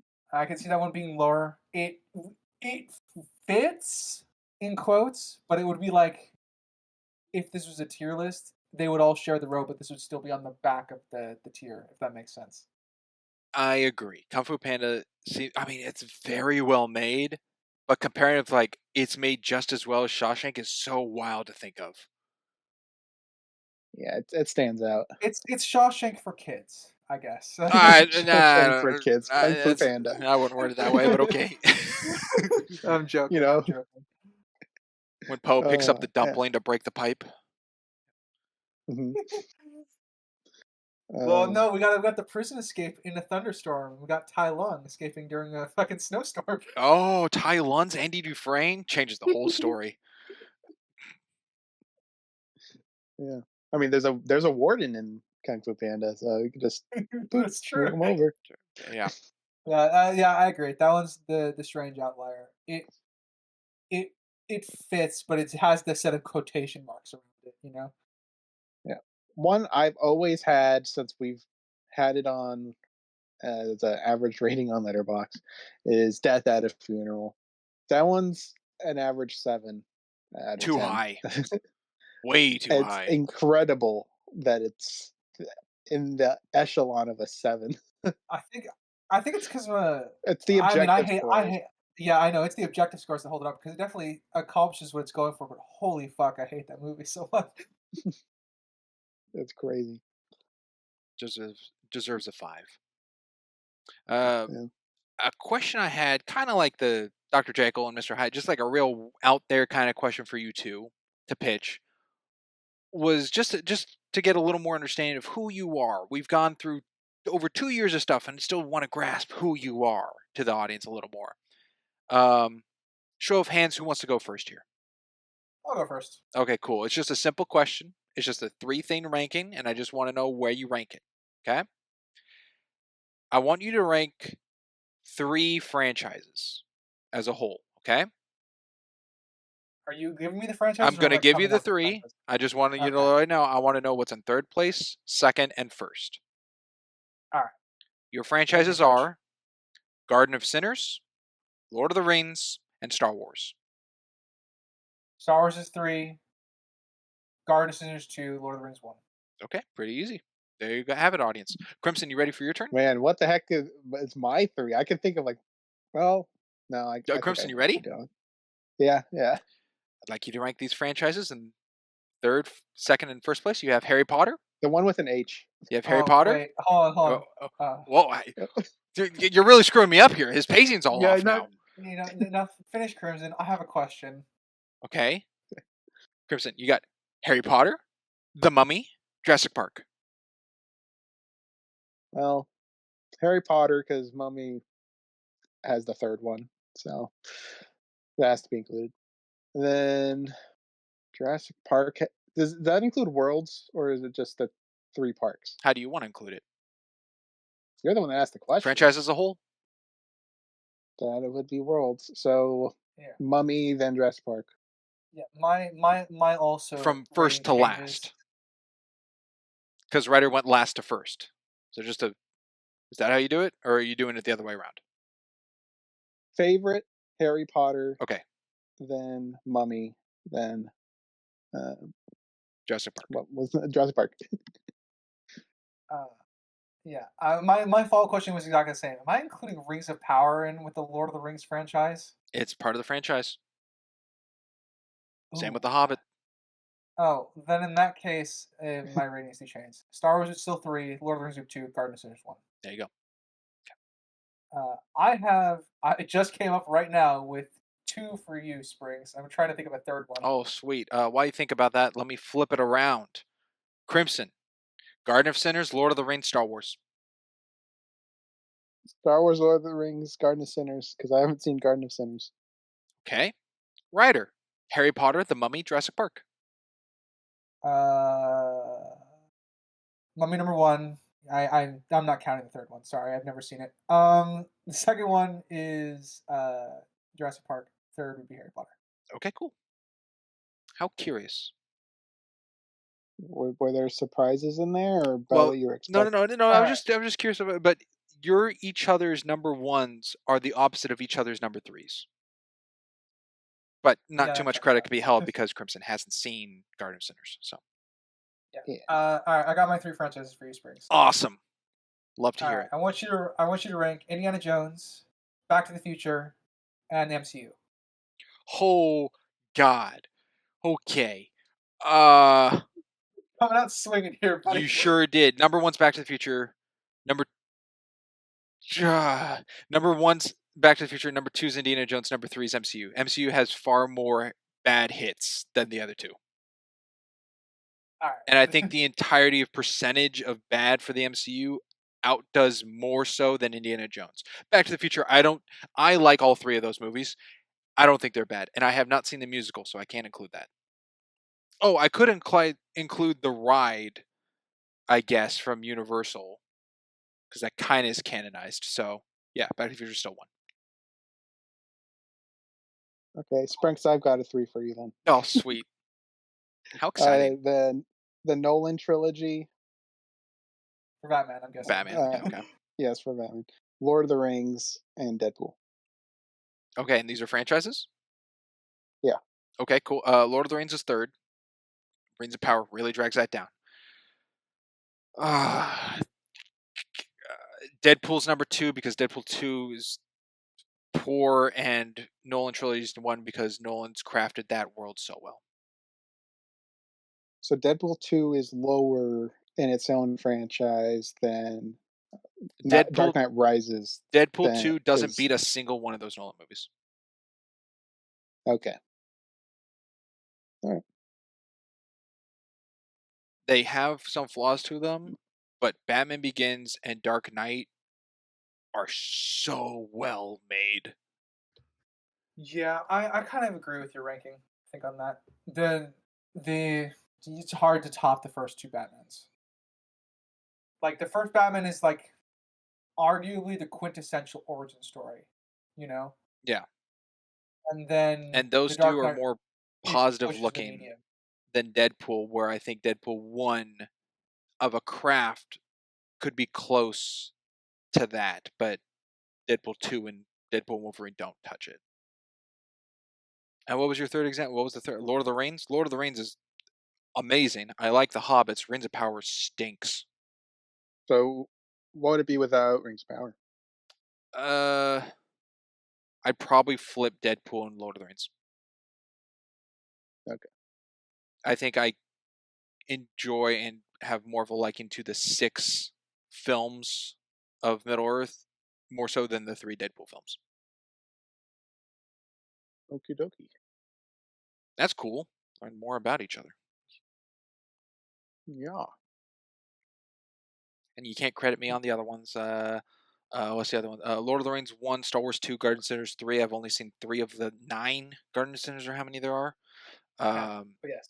And then Harry Potter, Jurassic Park, Mummy. I've only seen the first Mummy. You haven't seen the second one? I haven't seen it as a completion, so I wouldn't count it.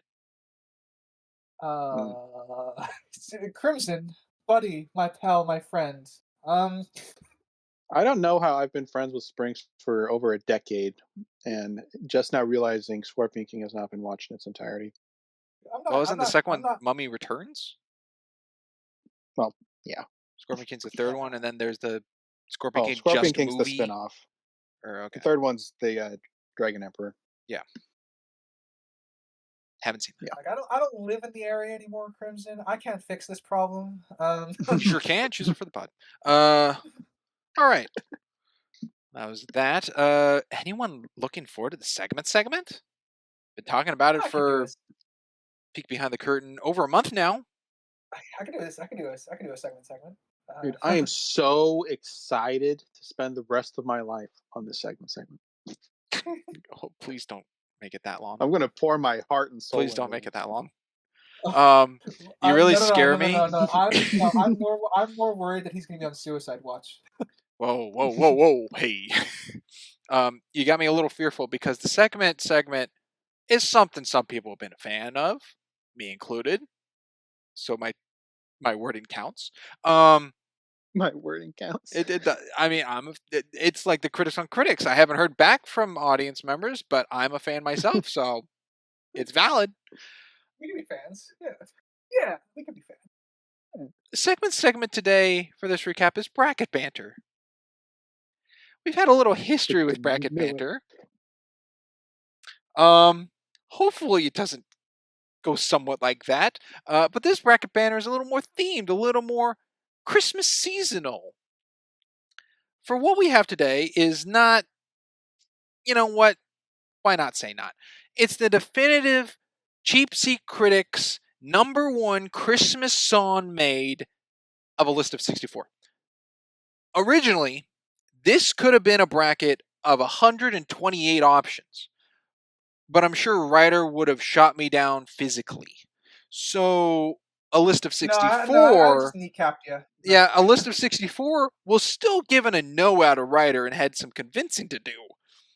But I thought a list of 32, 16, 8, 4, 2 was way too criminal. So I compiled a list of 64 different Christmas songs that I gave out to these two fine fellows to go over for the past month to think about the beat, the rhythm, the lyrics, the holly jolliness of it all, that we can pit them against each other and get down to what's #1. Now, I tried my best to get a far range of these songs, which are kind of split up into 4 categories we have, which is traditional classicals, church hymnal stylized kind of things, new age common era, and lastly a media/other category, which I believe the numbers off the top of my head are 23, 7, 23, 11, and how many are in each category? When it comes to a song, these are the songs themselves, not necessarily the rendition. So if someone really likes a rendition made of it, they can pitch it, and someone can say, I actually hate this other version of it. That's valid too. It's the song itself and not who it's by. I think that's about it. Any questions, clarifications? I would like to say a behind the scenes thing. I totally told Sinister that this was going to be a bracket band. Yeah. Oh man. Nailed it, I guess. Well, I saw the number 64 and like that is a bracket. You can bracket that. Yeah. Yeah. That's pretty much the big hint, was that there's 64. Now, I'm sorry, audience, if there's a song not on this list that you love or hate and it's not compiled. Maybe next year we'll do a 64 of a completely different list of songs, and then we'll have the #1 here and the #1 there compete. Who knows? Pick it up with me. I'm sure it's my fault.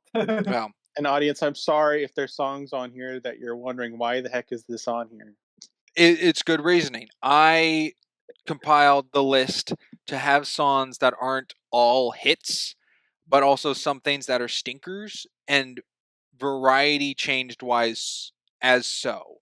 So it's like, why the heck is this on here? So it's an easy out for more to go through kind of thing. And Crimson was very adamant about that for me for the last month. He's like, why the hell is this song on here? And I'm like, you don't like it? Good. We need that. And then Ryder went, what the hell are half these songs? And I go, you got a month to learn. So my final apology is probably the numerous times that are going to be uttered, can you sing the chorus? That's my job to do. I'm sure of it. Yeah. Especially DMCA, vocal cords, please some don't people flag are- us. You know, I'll try. Are you that good, Sprinks? With Ooh, some of I'm these. excited. All right. All right, I'm ready. first pairing. We have Frosty the Snowman against Silent Night. Is this Silent Night by Frank Sinatra? It can be by Any anybody, version you want. but Frank Sinatra has done Silent Night. Hmm. I think Michael Bublane's done it. Bing Crosby may have done it. There's Don't yeah, think there's Burl a, there's a Ives has s- touched it. there's a slow version of Silent Night that I really really enjoy, where it's just the plain piano. Based on what's given to us to listen to, however, That's true. I The think list I gave of 64 were also a variety. Sorry, were also a variety of different artists throughout. I didn't give like Silent Night, for example. I didn't give Silent Night 6 different renditions. It was just the one that was in the list. So I didn't want that. To me, it saw it as way more homework that way. yeah. Oh, yeah, that would be a lot. So yeah, there is a rendition of Silent Night that I would like more than what's given. But however, just going off the list that you have given us with Silent Night by Frank Sinatra and Frosty the Snowman, I'm gonna side with Frosty the Snowman. I think a little bit. Well, Sprinks, you're going to be a tiebreaker because I'm leaning Silent Night. Wonderful. It's Frosty all the way. I don't know what you're talking about. What? Yeah. You kidding me? Frosty the Snowman tells a whole story. Frosty's annoying. Come on. Are you out of your mind? What? You're on Thumpity your thump thump President. thumpity. Here come. Frosty the dope man. Whoa! Yeah, come on. What's the- Propaganda. Whoa! No. Oh, is that the wrong version? I think so. It wasn't the version I had in the playlist given. Yeah. Look, I think a lot of this is nostalgia for me. Silent Night came to me later on, and I love Frank Sinatra, but not his Silent Night one was not a hitter for me. To me, So, some Silent Nights are lullabies. They can put you to sleep, yeah. which you don't want on the radio while Well, you're you're not driving a wrong with car. I like the Silent Night. There's a more tragic Silent Night song that I really really love, but that ain't here. So Sweet. Moving on. We got It's Beginning to Look a Lot Like Christmas and Jingle Bells. oh, let's see. With what's given, I'm gonna be using the Spotify here. I'm gonna go with Frank Sinatra's Jingle Bells. Oh, those hot HAINGLE bells. Whoa. Writer, I'm just agreeing with you again. Beginning to look a lot like Christmas is definitely superior. Ooh.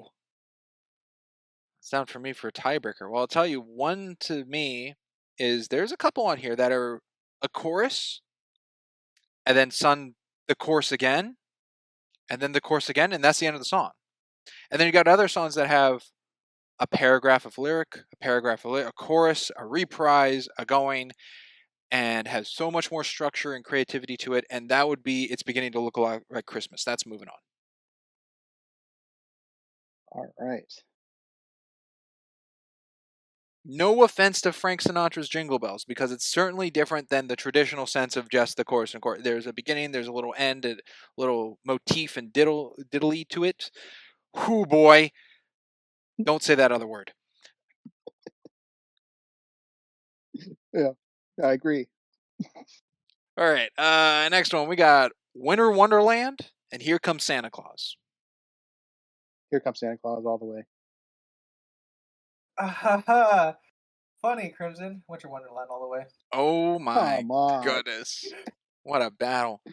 Walking in a winter wonderland in the meadow Yeah. we can ooh versus Here Comes Santa Claus. Here comes Santa Claus. Right Here comes Santa Claus. Right down the line. He's gonna, Yeah. Oh, this is a toughie. So Why much do you more guys have to be energy. split? It is. Yeah, well, Winter Wonderland is I think partially that's also nostalgia for me. Winter Wonderland though by Bing Crosby just was one of my favorites growing up. So personal favorite, and honestly, I hate Here Comes Santa Claus. Oh, shots fired. Gosh. And mind you, it's Not a dislike. I hate. Yeah, it's not okay. Hate's a strong word. I actually do have a tier list of songs I actually hated on this list. That's not there, but that's I think it's just because I didn't like the energy beat. Because I'm more when it comes Christmas time, it's a time for me to relax. I like to sip my tea, sit in a chair, pick up a good book, wrap yourself in a blanket. Winter Wonderland fits that mood a lot more for me. All Ooh, you is and I are gonna merry have a and lot of bright. disagreements. Oh, Lay your yes, we head for are. Christmas, here, 'cause Santa Claus comes tonight. Here comes Santa Claus. Ah, crap! This is hard for me. I'm the big Christmas guy. You guys make me Yeah, decide. you did this to yourself. I sure did. I'm gonna go with Winter Wonderland. God, man. Yes. Ah, Winter Wonderland has Good. some good renditions. Here Comes Santa Claus, I feel like they're kind of the same beat in all of them. Winter Wonderland has a little more upbeat in some, a little more somber in others. It's got a little more range. All right, next. Oh, also, audience, I knew going into this, I knew what my number one hitter was. I knew what Crimson's number one hitter was, and I made a pretty darn presumable guess at what writer's number one. I said Crimson's I know, writer's I guessed. I think. I will say this: I know what you probably guessed, and I'm going to tell you right now you're wrong. Yeah, I could get. Yeah, I'm sure. Next up we have "Do You Hear What I Hear?" and Santa Claus is Coming to Town. Santa Claus coming to town. That's moving on. I don't care who's saying what now. That one is moving on. Well, hang on, we got some other voices. It's high energy. It's a good song. Okay, so I love Santa Claus is Coming to Town, but not the version on this list. That's fine. I'm So not listening to everything that's on the Spotify. Yeah, so what's on this list? Do you hear what I hear? Fascinating. It's a real shame that writer only listened to one rendition because Santa Claus is Coming to Town is moving on. Yeah, no, I figured it would be. I'm going based off of this Spotify list because I've heard other variations of the song. But Bruce Springsteen's song just didn't do it for me. That's a great one too. That you're right. That was the live Bruce Springsteen one that's on that list, which is I think a great one. But Crimson, you It's could be not going my to the one favorite from version. Elf. Yeah, That's a good one. yeah, I think the Elf one was good. All right, moving on. Yeah, sorry. I'm to kind of clarify where I'm coming from, audience. I'll be using the Spotify list mostly. Yes. Audience, I don't know if there's any way we can get that list to you to look at. Don't know. Probably not. Next we have A Holly Jolly Christmas and You're a Mean One, Mr. Grinch. Ooh. I'm curious, You know, Crimson, with your upbeat thinking of these songs, what you're choosing. So, I mean, okay, the Holly Jolly Christmas one. I actually really, really love the version that you put on the list. It's the best time of the year. Yeah, that is my favorite version of the song. However, you're a mean one, Mr. Grinch. I think that's gonna take it for me. And Crimson? How many pairings have we done so far? 4. All right, number 5. Ryder and I finally have an agreement on something. Oh, Mr. Oh Grinch? yeah, air high five. Finally. I will not fight. One could say I love all these songs in their own right. They're like my 64 children. Actually, let me clarify. They are my 63 children. Hint, hint. Yeah, I have no problem with Mr. Grinch moving on. It's very well done. It's also kind of a negative Christmas song about someone who's against it, which is very nice. The classic version's good. The Jim Carrey version. Nice. Yeah, it's ironic, but the classical version I like. I forget who sings it. The Jim Carrey rendition I like. Holly Jolly Christmas is fine, but it's kind of samey. Yeah, I love it. It's a nice jam, but I would pick Grinch because Grinch is far more iconic. Okay. Next up, we have Carol of the Bells and Deck the Halls. In my eyes, there should be no contest. Yeah. Say them one more time. Sorry. Carol of the Bells and Deck the Halls. Sparks, you want to sing Carol of the Halls for Ryder? Carol of the Halls. I don't know what song that is. Or bells. Sorry. Now, Carol of the Carol of the Bells Bells. is the Home Alone one, right? It's in Yeah, Home I just Alone. want to hear Spriggs try to sing. Oh Oh. gosh. I'm sorry. Hark, herald here. All come to say, blow cares away. Christmas is here. From bringing good cheer to young and old, meek and the bold. I Dum think dum dum. Carol of the That is the Bells might song. win for me. Oh, it's so fast. I don't have it memorized. I think Carol of the It's fine. Bells takes it for me. Oh, that's 2 Carol of the Bells. Can't go bad with John Williams. Yeah. What was the other one? Carol of Bells and what? Deck the Halls. Boughs of Holly. Fa la la la la. Uh, Fa la I'm la just la. trying to I think find is them on my list that I wrote. I think that Fa might la be la stuck la in there. is an iconic look for Christmas. Like if I see like a banner of that or wording of that really feels like Christmas, it's kind of annoying to hear. Yeah, Yeah. Deck the Hall is you need a very particular one that works for you because there's several variations of it, but you have to find one that specifically works for you. You know. I think it's a better visual than it is lyrical. That's just me. Sure. And can Carol of the understand that. Bells, Batman Arkham Origins, Carol of the Bells being the theme for the Joker in that game, really good. Yeah. Up next, we have Oh Christmas Tree and 12 Days of Christmas. 12 Days of Christmas, and the very specific version of which I am voting on is the Drake and Josh Christmas special. All right, I need lyrics. Damn for it. Christmas tree. Oh Christmas tree. Oh, Christmas tree, oh, Christmas tree, oh, how I love you, Christmas tree. Something da da da da da da da. That worked. It jogged my memory enough. Between that and On the 12 first Days of day of Christmas? Christmas, my true love gave to me. Yeah. Oh, the Drake and Josh one, though. I So think good. 12 Days of Christmas is really good. Like I love singing that in a party when I'm drunk. But I think Christmas Tree, unfortunately, for this one for me. Okay, and Crimson, you're on 12 days? I'm on 12 Days. Okay. I think you swayed me with the Drake and Josh, because that's a good pitch. That's a really good one. Yes. However, more recent events, the Critical Role, 12 Days of Grogmas, I also really enjoy. So 12 Days is moving on. Oh yeah, I guess 12 Days of whatever. Christmas. Right about. Next we have Yourself a Merry Little Christmas and the Christmas Song. Oh, Have Yourself a Merry Little Christmas. What's the Christmas song again? Chestnuts roasting on an open fire. Oh, Jack that one was Frost the first one. nipping at your nose. Ooh, just say that part again. Jack Frost.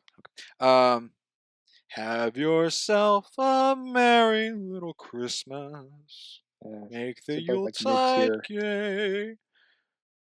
gay. That one. What's that one? Let's have yourself a merry little Christmas. Okay.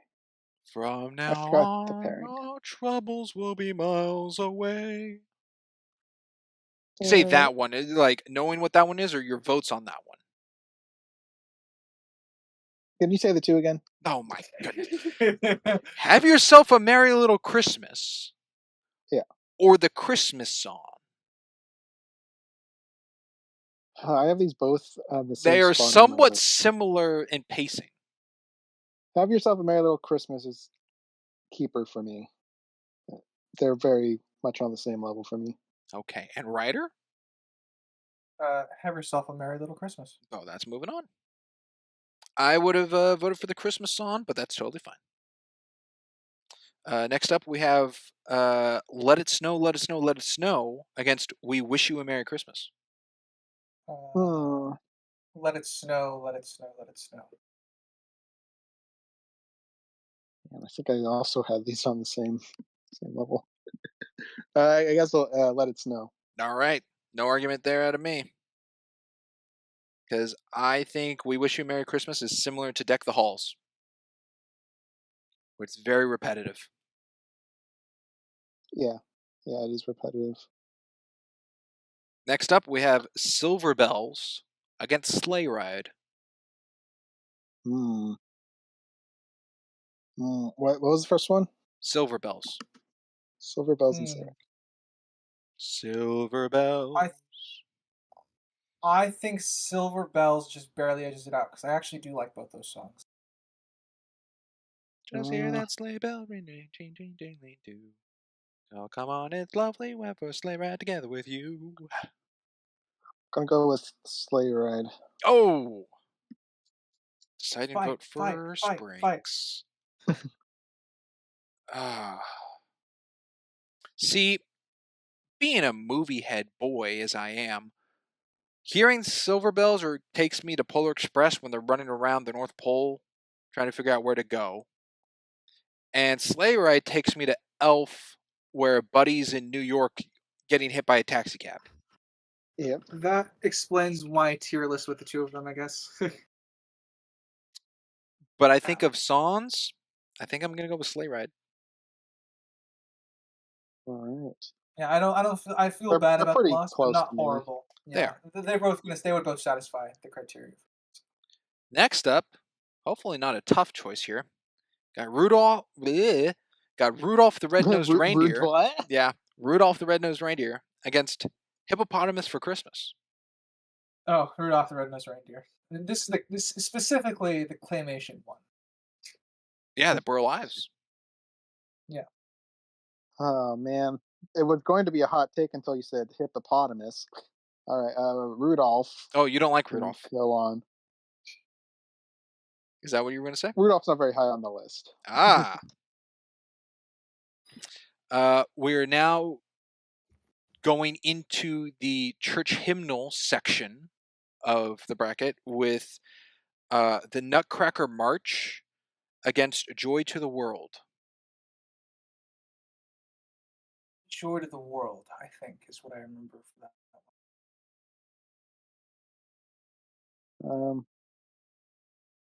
I think Nutcracker for me.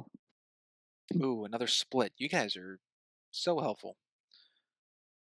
Hey, I had a pre-made list, so I'm going do. with my list. Uh, I have Well, Joy to Ryder, the World you're set on pretty Joy to the low World? on my list. What was the other one the again? Nutcracker March. Dun dun dun dun dun dun dun dun. Tarkovsky, you know, Oh, yeah. Okay. the okay. composer that was in Senator's short pick for Oh, do Meaning I of forgot what Life the or last something? Meaning Yeah, of yeah, Life. That's what okay. it was. Yeah, Concerto. yeah. in No, I would Number. do Tarkovsky's. Oh, two Nutcrackers then. All right. Yeah. That I was trying to kind of pitch them, and I couldn't find. Anyway, moving on. All right. Next up, we have. Franks, what about yours? Oh, You Nutcracker. didn't say one. Okay. And Nutcracker is more iconicity for me for Christmas than Joy to the World. Even though Joy to the World is very good, I don't want to dismerit any of these songs except one, but I don't want to tarnish any of them. Let's see. How many songs do I hate? I have a hate list. To me, hate's too strong of a word for something connected to Christmas, but there's something I dislike. No, I said what I said, but let's see. Mhm. 1, 2, 3, 4.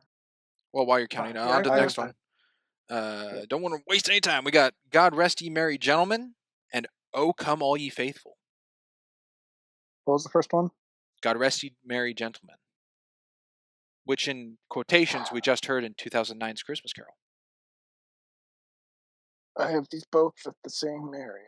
Yeah, they're both very similar, so it kind of makes sense. God think, Rest Ye Gentlemen. Moving Yeah, on for me. I think as well. God Rest Ye Gentlemen is moving on as well. You got it. I am in agreement. There is a rendition of it that's very dark instrumental of God Rest Ye Merry Gentlemen that I really like. Unfortunately, I don't have the credits on me to remember who did it. But next up, we have What Child Is This against Oh Holy Night. Let's see. Again, Holy Night, really good. For I have a very very dark rendition of that one that I really like to listen to. That being said, specifically the one that's on the list didn't like it all. What was the first one you said? What Child Is This? Can you sing that one? What child is this who prayed to rest the weight of that one, yeah. men of Mary? I That's think one I'm a holy I night. never listened to the lyrics to. Oh man, that one's just that's just music. That's okay. That one and the other one was what? Oh, holy Oh, night. holy night. Oh, okay. Oh, Holy Night. And Ryder, you were Oh Holy Night? Yep. You got it.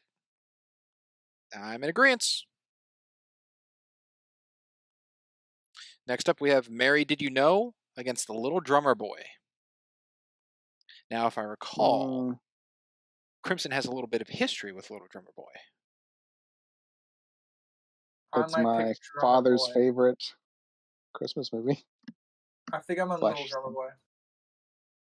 My grandpa loves the song too.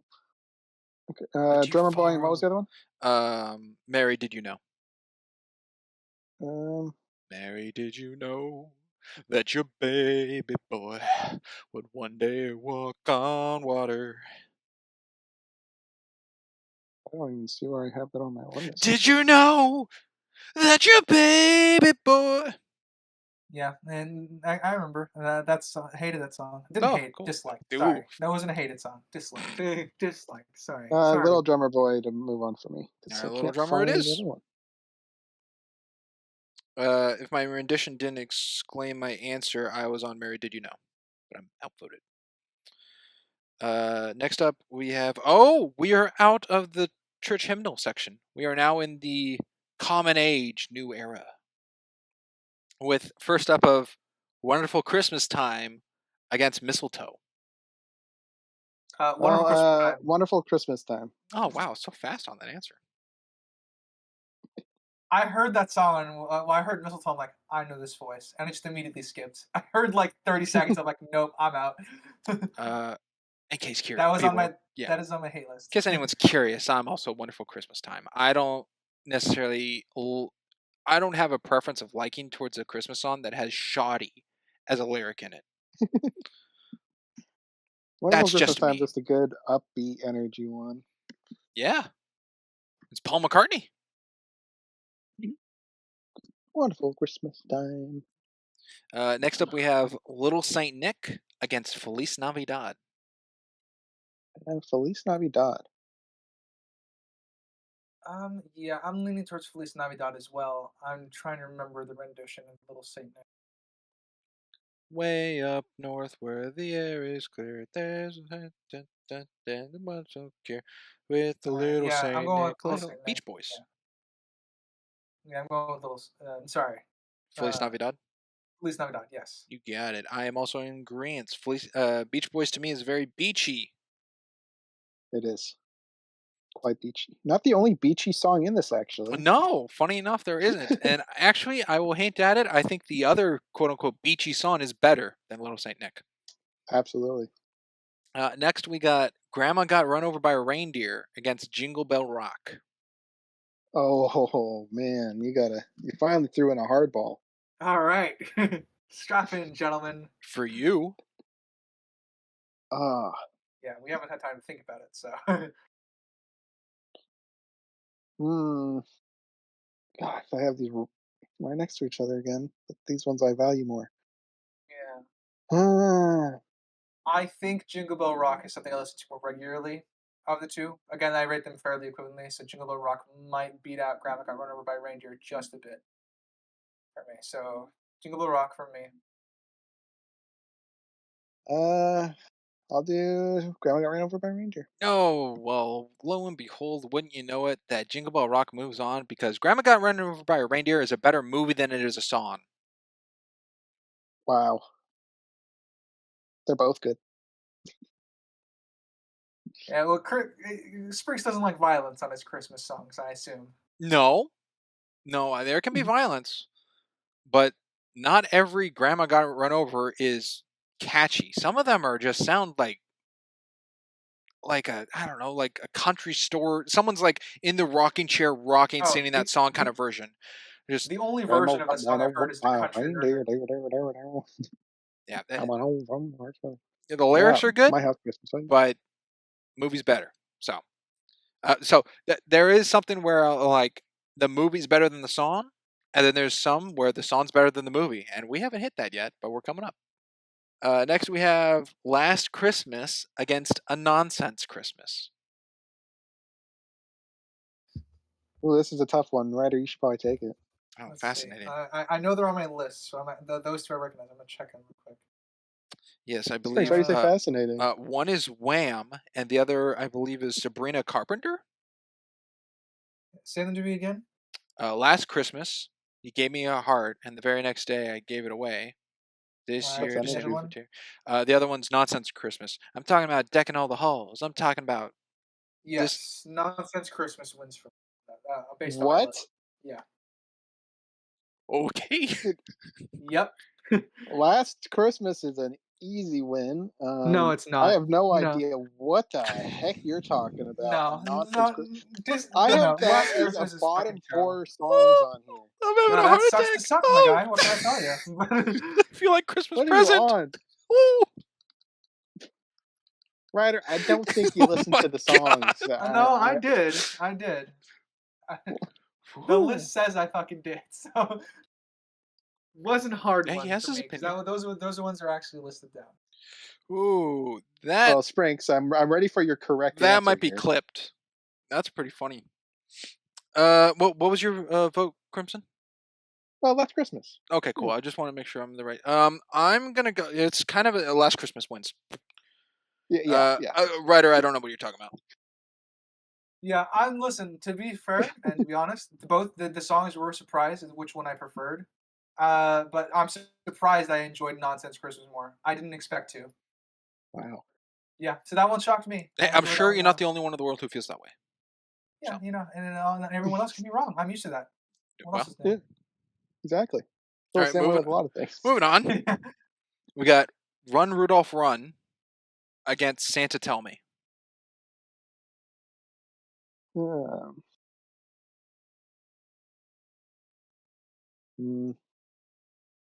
the heck do I have Santa Tell Me? Run Rudolph one wins. Okay. Yep. Sorry, Santa Tell Me, I'm not are a you big- really there? Yeah. What was Santa Tell Me and what was the other one? Run Rudolph. Run Rudolph. Run, Santa's gotta Rudolph. make it to town. Okay. I'm also in agreement. Run Rudolph is better because it reminds me of Santa Claus 2 when all the adults get the toys. Great scene. Next Not we Home have no. Next we have All I Want for Christmas, and then Baby It's Cold Outside. I want to hear somebody else sing "All I Want for Christmas." All I want for Christmas is my Nope, that's not that one. Yeah, but who cares about the version? until we get a better version of "All I Want for Christmas Is You," I'm going with the other one. Okay. I got too distracted. What are the two again? All I Want for Christmas and Baby It's Cold Outside. Yeah, I don't want a lot for Christmas. There's just one thing I need. And I don't care about the stocking. All I Want for Christmas is moving on. Is for me. Yeah. Oh, so it's down to me for a deciding vote, huh? Well, I know where this is going. Ooh, boy. Ooh, this is a toughie, actually, because one is Mariah Carey, the Queen of Christmas, as some call her, who has a song every single stinking year, all the time, but it's such a heavy hitter and it's a classic. The other one's Baby It's Cold Outside, a more modern, shunned song for its slight grapey feel. But there are good renditions of it, especially the one with Seth MacFarlane and Elizabeth Gillies, which I think is pretty good. Also, Michael Bublé and Idina Menzel. Ooh, tough hits. You guys make it tough for me. But I think I got to bow down to the Queen of Christmas. All I Want is going through. Yes. It might also be my alarm clock in the morning, but Yeah. And to clarify, that those are both on my You hate probably list, shouldn't have to said be that. fair. well, just for the season. It's your alarm? Just for the season. Oh. It gets me out of bed real fast, right? That's the point you want to make? That's what you're getting at? Doesn't want to Makes me you want to shut it stay off real asleep? fast? All right, next we got Mommy Kissing Santa Claus against Santa Baby. Santa Baby. Easy. Come on, writer. Give me a break today. Ooh, not No, easy, I it saw Mommy seems. kissing Santa Claus. No, absolutely not. Santa Baby is so much better. Mommy kissing Santa You sound a little hoarse there. Claus. Not giving you a break if you're wrong, Crimson. Both some sexual tension around the Jolly Yeah. Man. Yeah, look, I don't need a. See, one gives me NTR vibes, while the other one's just, trying to seduce Santa Claus. I'm okay with that. Wow. Well, He saw his mom kissing Santa Claus. one of the commandments is adultery. So, But who's Santa Claus in the story? well, who's the Santa mom? Baby. Santa Baby. I'm going with Santa Baby. And Crimson, you're kissing Santa Claus? Yeah. Okay, cool. Want to make sure I got that context in that wording. Isolate, please. Santa Baby's going through. Yes! No, why? Why Santa Baby? It's Because it's better. it's better. What? Yeah, no offense to the Jackson 5, but of their songs, one of the worst. I can't believe that. Ugh. Believe it, it's done. Next we have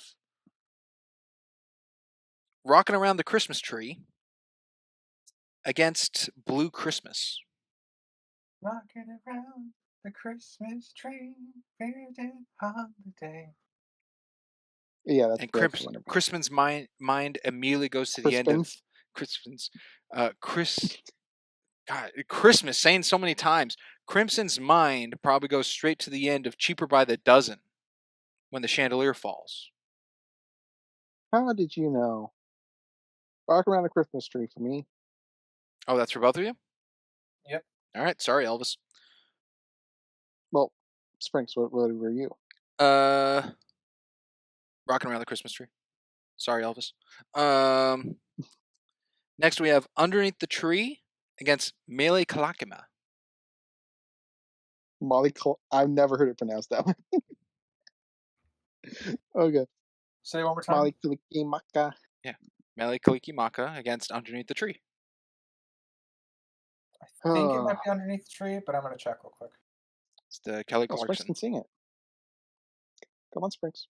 Sing it out. Underneath the I'll tree, hear you. this year that harvest here, is falling at It's the so sky here. hard because I have these both high on my list. Now, is Mele Kalikimaka the earlier beach song you were talking about? Christmas Vacation. Yes, yeah, that's the beach. Okay. And it's better than Little Saint Nick. I'll say that. Yes, absolutely.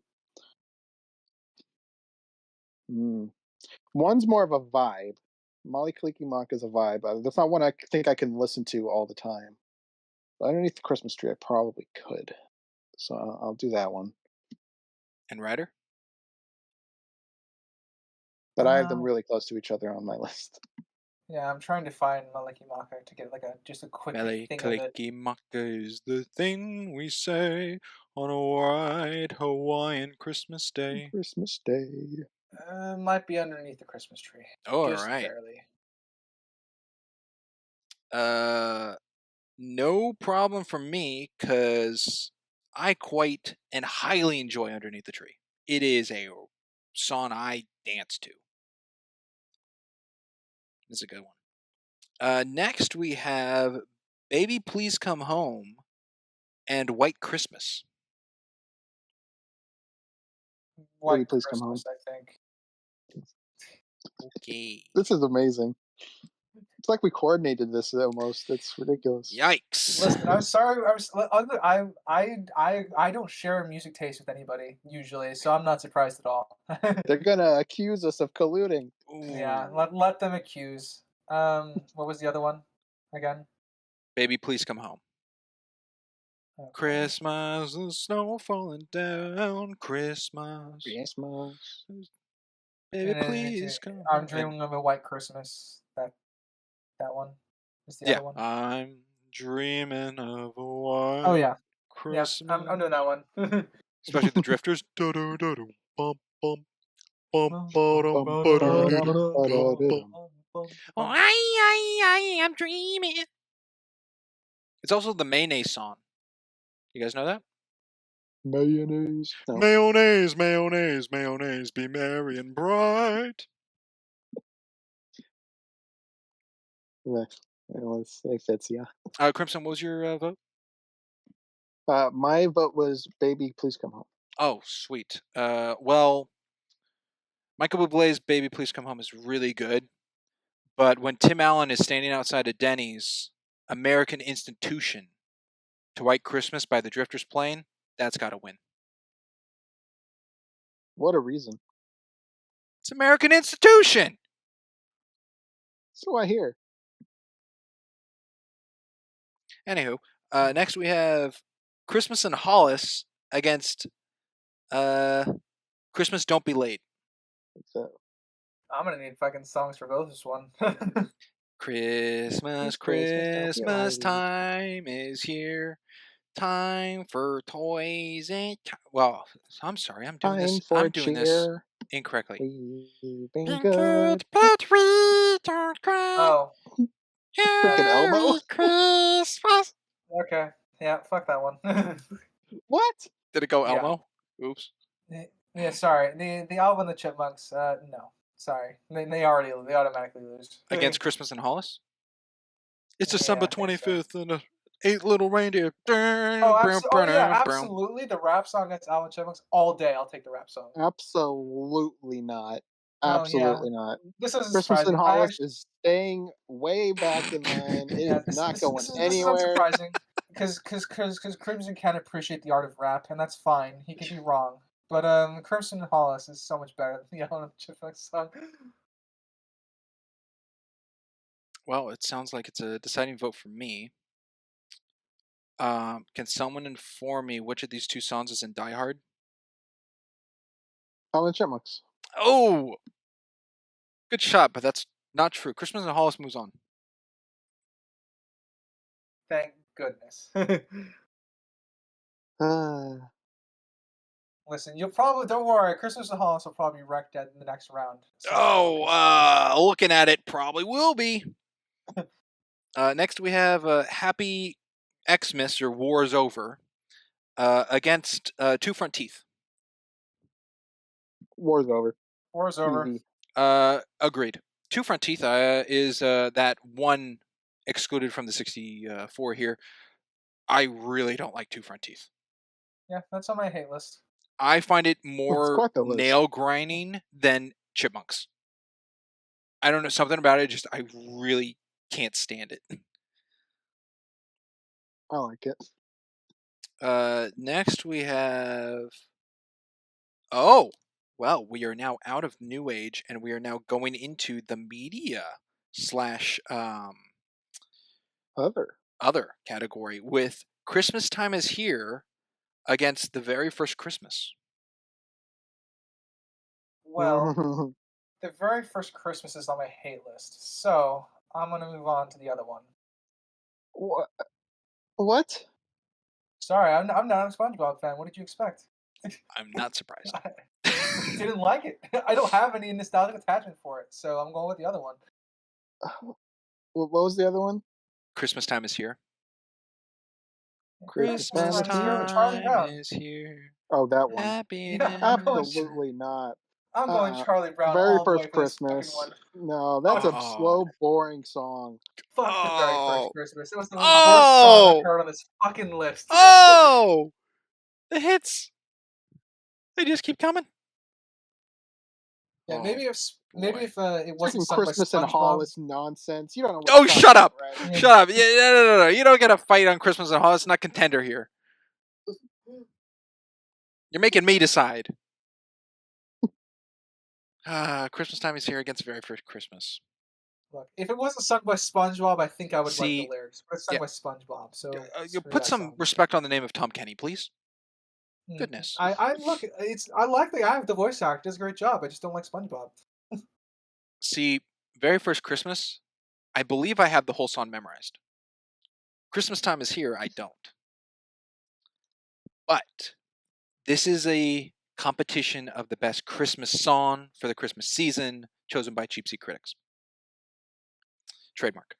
You're working on that trademark. Yeah. It hurts my inner child a bit, but Christmas Time Is Here is moving on. Yes. Thank you so much. But I do not discredit Very First Christmas because it's That's what really you're doing. You're good. discrediting. No, it's really You threw good. it away. However, You had there the is no chance. listen. There is no clean version of that song. It is full of Foley and sound effects and noises. There is no just the song itself, which really tarnishes it a bit. All right, well, Christmas Time Is Here. Moving on. Next up, we have Scrooge against What's This?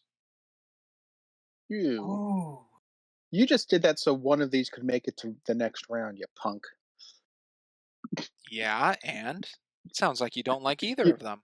It sounds like you rigged it. It sounds like you need to be fair. First off, it does sound like it's rigged. But what's this? From Nightmare Before Christmas. Scrooge. I wonder what's going up. Oh boy, Springs has to decide. Ooh, Scrooge is. I said it in the coverage of the pod. I think it's the best written song in that movie. I think it's very good. What's This though is sung by Danny Elfman of Oingo Boingo. Wonderful voice. And it's probably more iconic.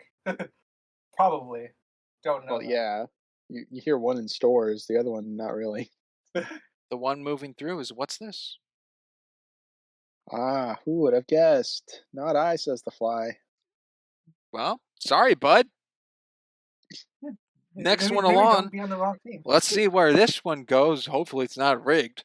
We have Hot Chocolate against the Gremlins theme song. Hot Chocolate. I'm actually going to listen to the Gremlins real quick. Skip through it. I can't believe you're saying. Let's see. Hot Chocolate obviously was my personal pick, but I want to listen to the Gremlins theme to know what it's going to beat out. All right, Gremlins theme is pretty good, but yeah, Hot Chocolate. All right. See, I had Hot Chocolate, I thought, as Ryder's number one here, but supposedly I'm incorrect. And you would be wrong, yeah. Don't get me wrong, I love that song, but I will take some of this. Oh, buddy, I know. You tell me every year. You want to explain that one to the audience? Every year, come Christmas Day, Ryder here has a little tradition of breaking phones with notifications of Hot Chocolate memes of Tom Hanks screaming every year. It's a nice little thing to see. It's a tradition. Yeah, it is. And I thought it would be high in the running. It's not number one, but I presume it's highly up there. Oh, we don't know yet. That's true. He could be pulling the stocking over my eyes. And hey, Gremlins, Christmas movie. Fight me. Next up, we have Tuffy, I think. Linus and Lucy against Christmas Vacation. Christmas Vacation. Linus and Lucy, most likely I want to listen to Christmas Vacation again real quick. It's that time. Christmas time is here. Everyone knows it's a special time of year. Hear that sleigh. Santa's on his way. Hip hip hooray for Christmas Vacation. Christmas Vacation. And Linus and yeah, Lucy. Linus and Lucy. Oh, damn it. Thanks, you hold so much this power. One was you know so what power you have. Tough. It's so tough. Because there's two Peanuts ones, which is Christmas Time Is Here and Linus and Lucy. And Linus and Lucy is like an overall Peanuts sense, but it's so Christmas-ified. Yeah, However, it's so Christmas. Yeah. as I tackled with Grandma Got Run Over by a Reindeer, where I said the movie's better than the song, Christmas Vacation is way better of a song than it is that movie. It's one of the best things about that movie. Oh. However, I'm still trying to find Christmas Vacation to listen to some of it. However, Christmas Time Is Here has already moved on and outbeat Very First Christmas. So I'm going to have Christmas Vacation outbeat Linus and Lucy. Yes. Oh, It's all right. Rigged numbers. It's okay. We'll get them next time. you had me sweating there. Oh, It's the best. You know what? I think I stand with it until reviewed. It's the best thing about that movie. Okay, found it. Christmas Vacation. It's such a going into good this- song. Yeah, that is a good song. I think Linus and so having listened to them both, it's actually a lot closer than I would have initially thought. But yeah, Linus and Lucy still beats it out barely. But But so that's many the people, nostalgia Linus and Lucy is so big for so many people, and I agree. Yeah. But a lot of people also are like, Christmas Vacation is the best Christmas movie, and they will hold the song over everything. Maybe that's what Kristen's leaning towards, but Yeah, like I said, the Christmas Vacation song better than I remembered. Because I do remember listening to it actually while I was going through the playlist initially, and closer than I thought. Now having finally found it, but yeah, Linus and Lucy just barely edges it. So it doesn't matter though. Lucy is. you were gonna say Crimson? Christmas Vacation is my number 3 Christmas. Ooh, it's There you go. unfortunate Peek that I behind know the what curtain your there. other ones are. Well, not exactly, because one of them was a spur of the moment, and it has been topped. one Oh, of so your those number 3, 2 is no so, longer number 2, yeah, but your number 1 is certainly your number 1. yeah, it is still my number 1. Okay, cool. Audience will know at the end. Yeah, obviously it's Christmas and Hollies, right? Spoilers. 8 tiny reindeer. Dun, dun, dun, dun, dun. Yeah. Last pairing we have here, before now we're in our 32 of the 64, we have Believe against Christmas, Why Can't I Find You? Believe. Yeah, I'm inclined to agree.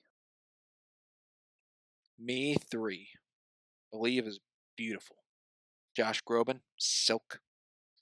Christmas, Why Can't I Find You? Pretty good. Not the greatest song in that movie, though. What's the best song in that movie? You're a Mean One, Mr. Grinch. Okay. Sorry, I didn't know if that was a no-brainer question. All right, all the way back up. We're now down to 32 songs. Pairing we have here is Frosty the Snowman against It's Beginning to Look a Lot Like Christmas. It's beginning to look a lot like Christmas. Everywhere you go. Yeah, I think I like Frosty. It was good enough to get out of the first round. I don't think it's going to get out of the second, though. So I'm going with It's a Lot like Christmas. You got it. And Springs. It's tough, but I think I'm on It's Beginning to Look a Lot like Christmas because Frosty is complemented by watching the movie in my head, listening to the song. Doesn't stand on its own. Yeah. Yeah, it's a little weaker on its own.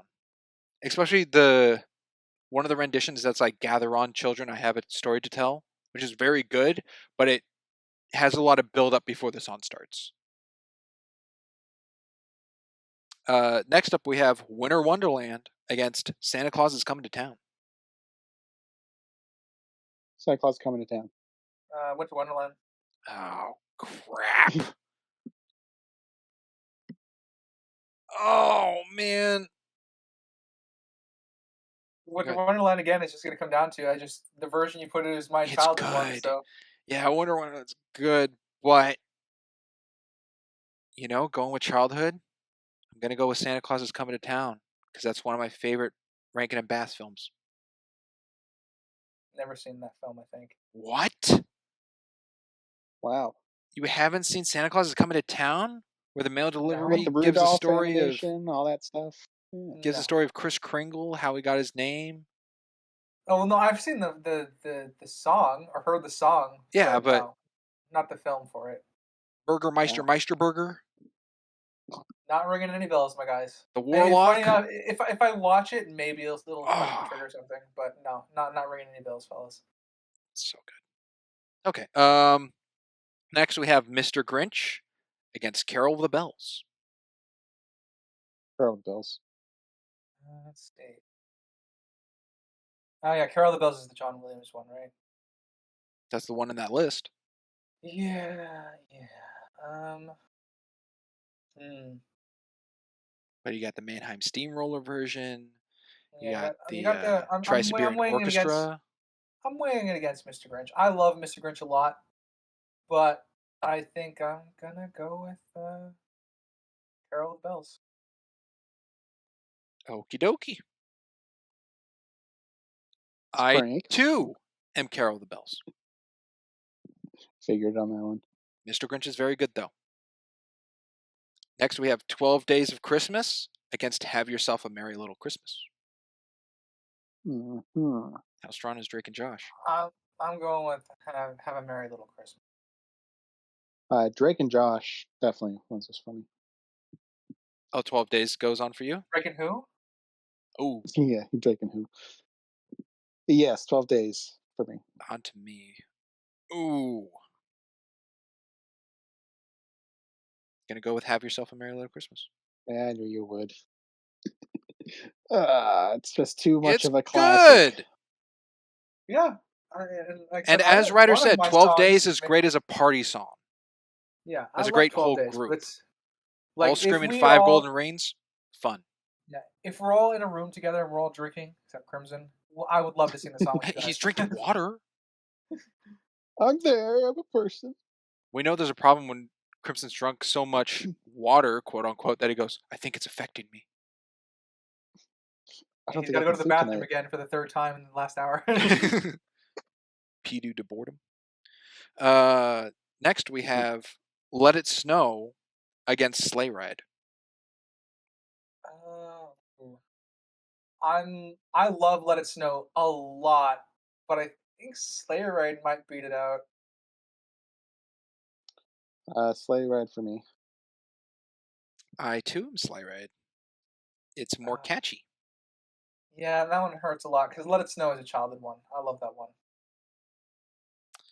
Next up we have... Oh. No, I was just going to add a context to it. I think Let It Snow is a romance song, right? If I remember correctly. In the meadow we can make a snowman and pretend that he's a circus clown. Yeah. I love that song a lot, but yeah, Let It Sleigh Rides. Is that Let It Snow? Or am I singing a different song? Wasn't that Winter Wonderland what you just sang? I sure the did. weather outside is frightful. And my fire is so inside delightful. is so delightful. That's it. Yeah, I was singing Winter Wonderland. Oops. That's not even on here. Yeah, it is. Oh. Even if it doesn't matter, I'm still gonna go down with my vote as Let It Snow. Santa Claus Coming to Town outbeat Winter Wonderland.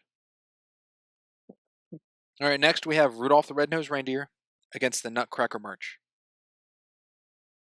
Nutcracker wins for me. Since this is the claymation Rudolph the Red-Nosed Reindeer one, that one wins for me.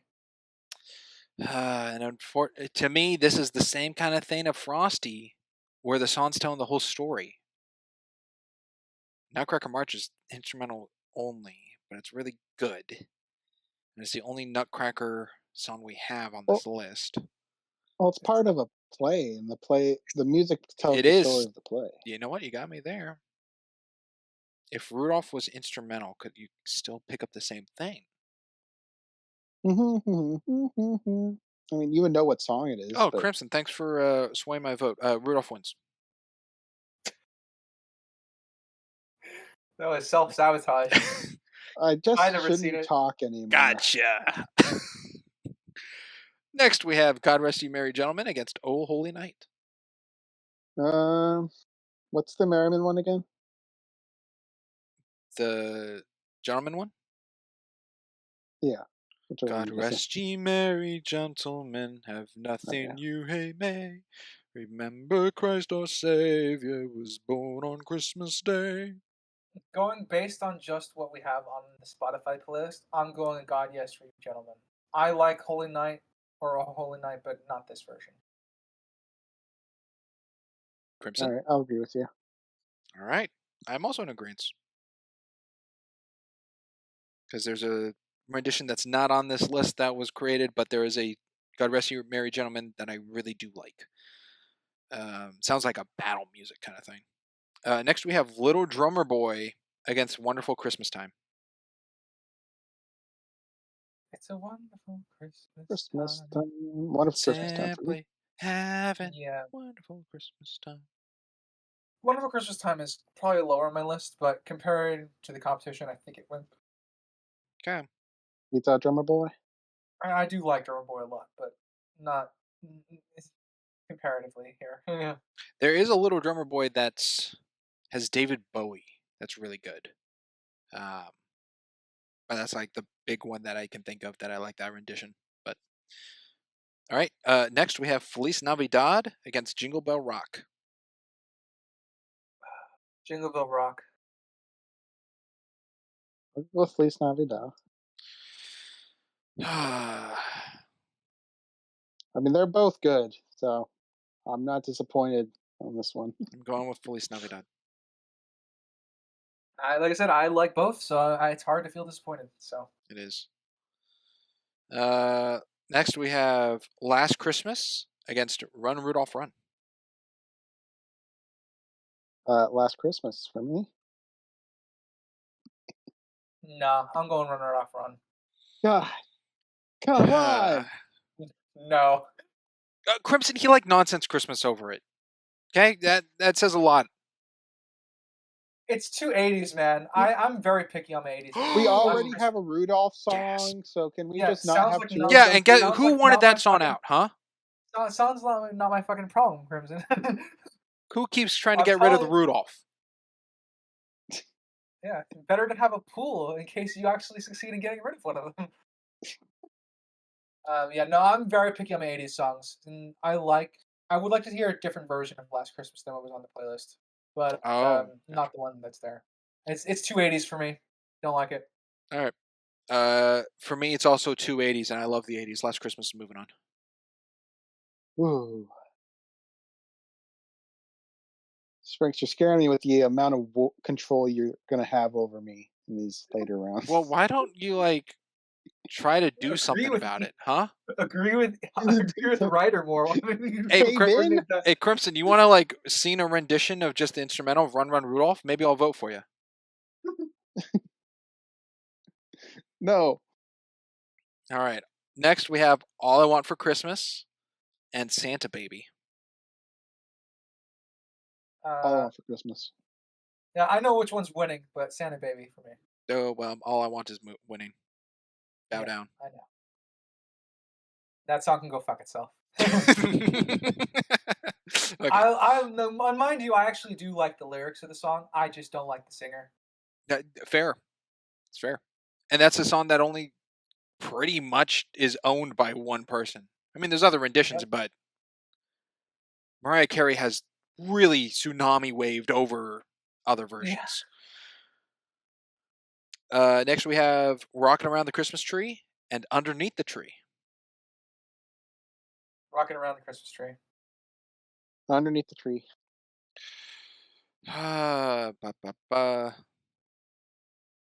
Underneath the Tree. Yeah, I can just listen to that one more. Next, we have, oh boy, White Christmas against Christmas in Hollis. Got herself a toughie. That sounds like a snarky remark. White Christmas. White Christmas. Ryder? I'm listening to White Christmas again real quick. Let's see. That was one you liked. Yeah, it Well, is. that's also That the Drifters against- version. That's that not the against Sinatra Christmas one. Hollis? That's not the Bing Crosby one. Yeah. Like I said, I know. Like I said, I think I do prefer White Christmas over Christmas Hollis. I like rap, but not that much. All right, White Christmas moves forward. And even though I'm a big diehard guy, White Christmas, Scott Calvin, Tim Allen, Santa Claus. That's my vote. Ho ho shusho. Popo Gijo, yeah. Oh. Next we have Happy Christmas, War is Over against Christmas is Here. Christmas Time is Here. Christmas time is here. And I like War is Over a lot. War is here. Over. War is here. I can. War is here. Jesus Christ. War is here. Whoa! War is over. War's over, Crimson. What was yours, writer? The Peanut Gallery one. Oh, Christmas time is here. Oh! Yeah. Gosh, darn it. Yep. Christmas time is here, man. Oh. Linus and Lucy's already gone. Yeah, that's on you. What is John Lennon? You did this. Oh, I did. I like War's Over better. Another year's over. War's Over is moving on. I'm gonna get stuck with 80 songs, and then I'm gonna fucking hate it. One moment. As I said, I actually like War is Over, so not too bad. But I compared to the Peanuts, I think the Peanuts gang wins. Any other competition, though, this had a better shot. Okay. Next we have What's This against Hot Chocolate. Yikes. I'm gonna go with hot chocolate. What's this? No, you're not. Yes, I am. No, you're not. You're not. Right? This isn't a meme. This is not a meme. What did I do to you? That's shocking. That is surprising. I swear, it's higher on my list than Hot Chocolate. I don't deserve this. No. Listen. On my list, it is literally one above Hot Chocolate. Oh my gosh, the level of betrayal I'm feeling today. Oh my gosh. What is their betrayal? You just don't like Nightmare Before Christmas. And you're encompassing that in the song. How dare you not assume I can separate the two? It's not a good song either. Oh, I'm surprised you didn't say How Triple Dog Dare Me. They're very close for me, so convince me, Crimson. You got this. I believe in you. I mean, Sprinks already did your thing of you do the memes of that one. Come on. Yeah, where's all the What's This memes? That's your Christmas identity. That's all. That's what I know you for Christmas. That's all that works to you is hot chocolate. Years of friendship, it boils down to that. You're nothing more to me than a hot chocolate. You got it. You got it. All right, that was a pretty good joke. All right, hot chocolate. Oh, hot chocolate's moving through? Yeah. Okay. My vote was What's This, by the way. It's a better song. Crimson's happy that he made the right jokes, I guess. Danny Elfman over Tom Hanks in singing? No contest. Wow, not a contest at all? You kidding me? Tom Hanks against Danny Elfman? Classically trained musician versus classically trained actor. You're wild. Next pairing, to get the 32 down to 16, I believe, we have Christmas Vacation against Believe. Christmas Vacation. Gotta find Christmas Vacation again. Oh, no, wait, that was the song I found last time. Yeah, no, I'm going with Believe. Oh, I was gonna say, please don't make me decide. Oh, yeah, sucks to suck. Believe. Believe it. They're so different songs. They're very different. Oh, I think, man. I think Believe really struck a chord with me as a kid. Because I think I talked about this. I found out the truth about Santa Claus. That he's real? He's real. Yeah, whatever. I found out the truth about Santa Claus. That he was kissing mommy? Like the year before I found Polar Express. So it was very, very somber Christmas for me. And then I found Polar Express. That obviously reinvigorated my love for the holiday in a different way. So I have a lot of nostalgic connections to anything Polar Express. Gotcha. Believe is kind of that. Feels that niche for me. Tom Hanks is better than Chevy Chase. Believe moves on. What BS? That's not even the music. No, it's not. Believe is moving on.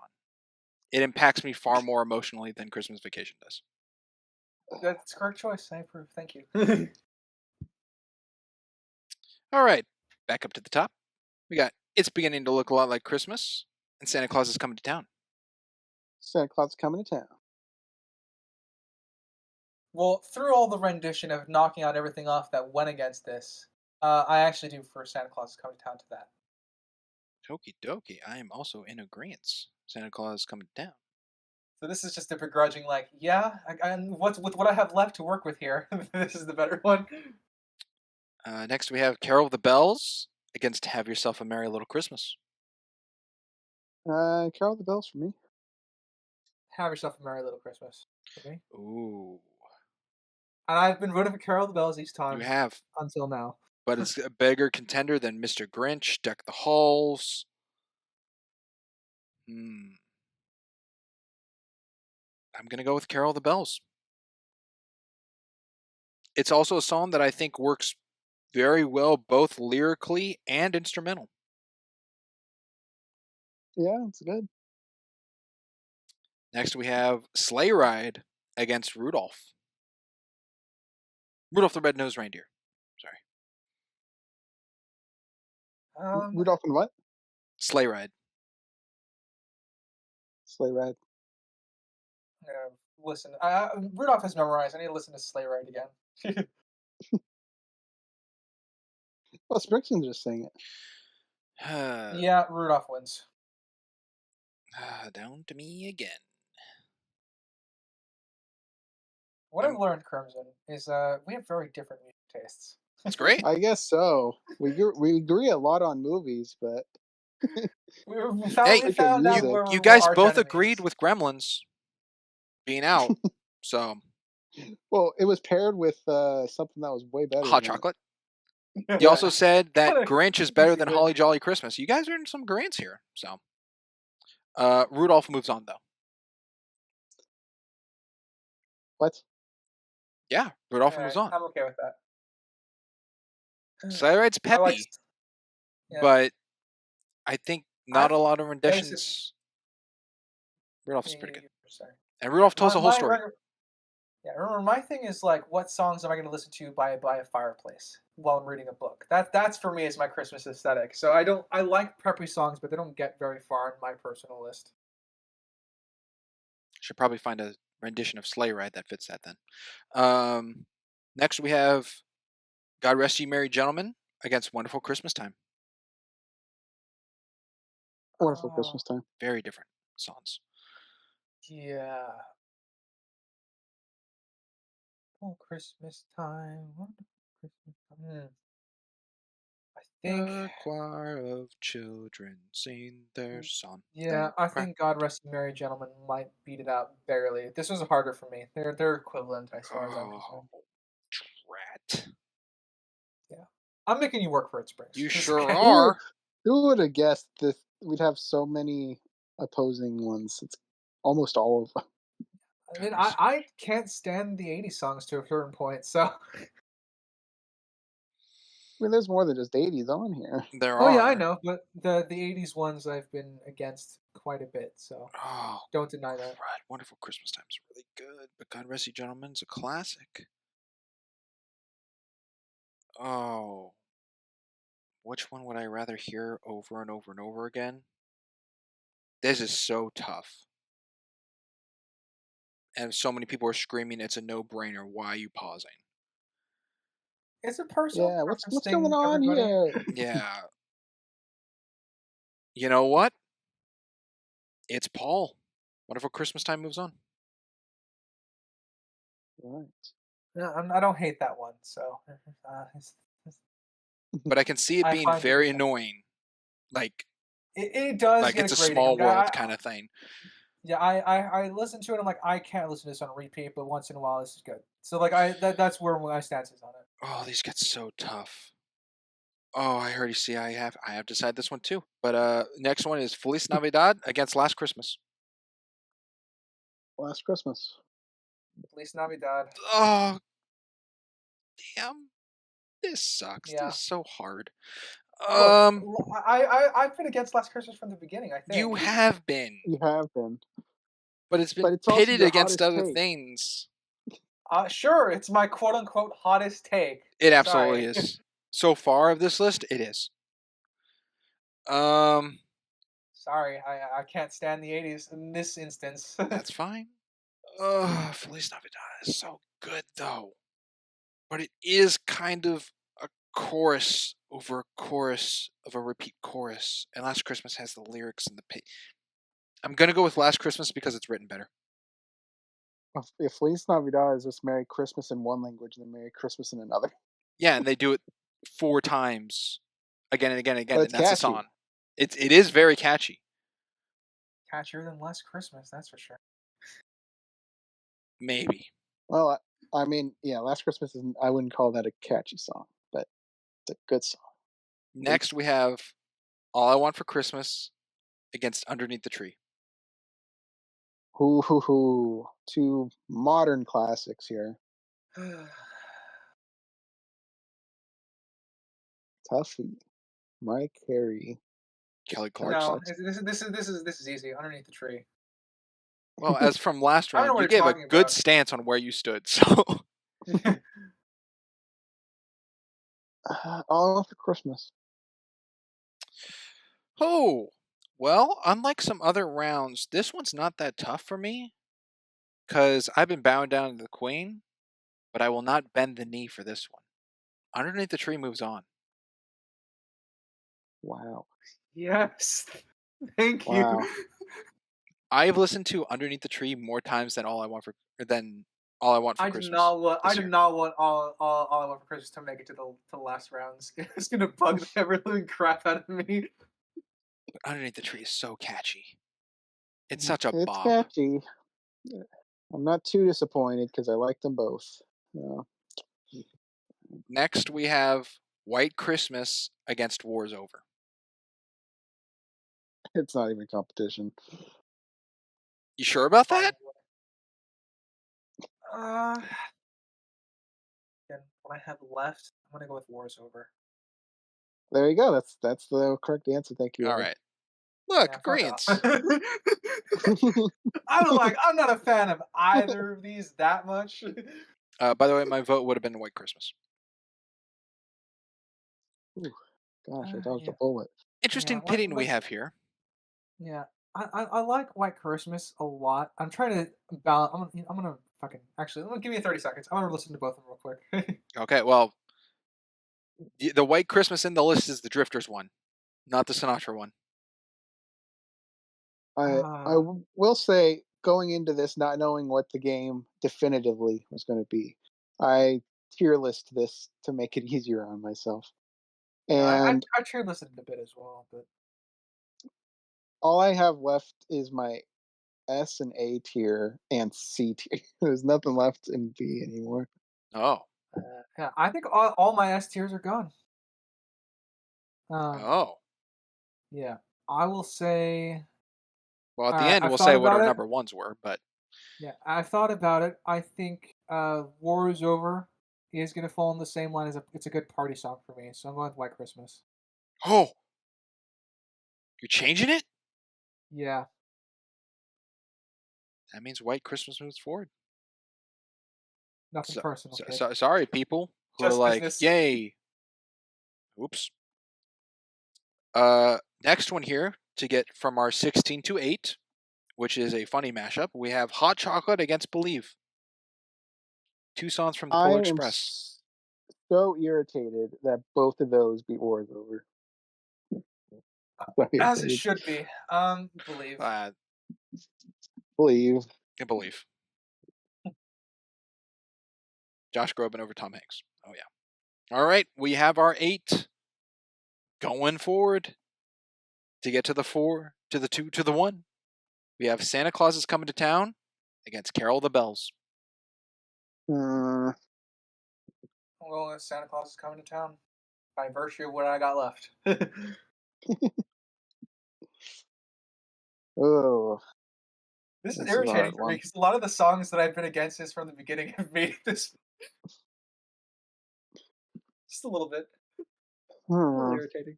I'm surprised you picked Santa Claus Coming to Town over Carol of the Bells right here. That's surprising.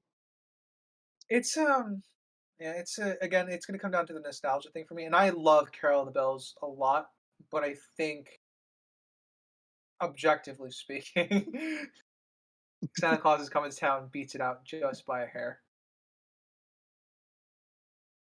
Crimson, Gosh. you gonna make me decide? Yeah, I am. Carol the Bells. Cool. Hey, You're probably going to say Carol the Bells. I don't think Lindsay Sterling did a Santa Claus is Coming to Town version. No, but I know she did Carol the Bells. She did do Carol the Bells. I Carol the don't Bells really is moving care through. for it as much as the I'm normal not, I'm, version. not, I'm not too angry about that. That's fine. I like Carol the Bells a lot.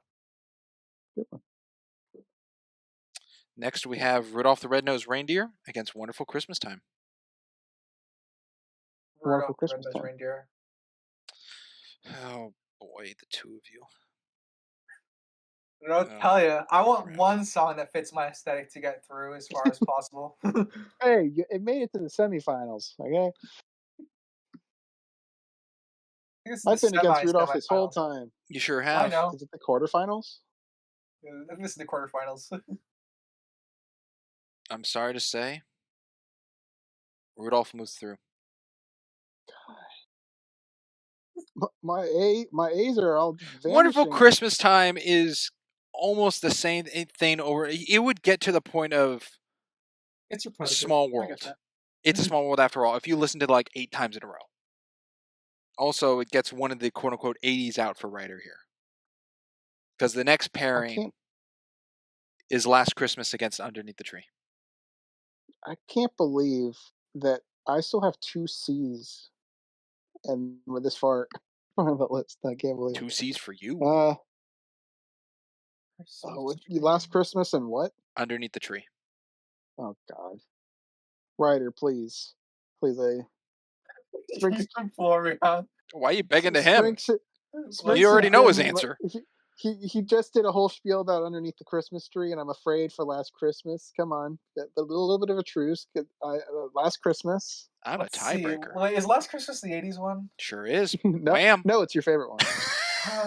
Yeah, it is. Okay. That's the thing. I keep forgetting it because I don't like that song. So yeah, Underneath the Tree. Oh no. The power of choice. This is tough because these both are pretty darn good songs. One is a better beat and rhythm, and the other one I think is written better. Well.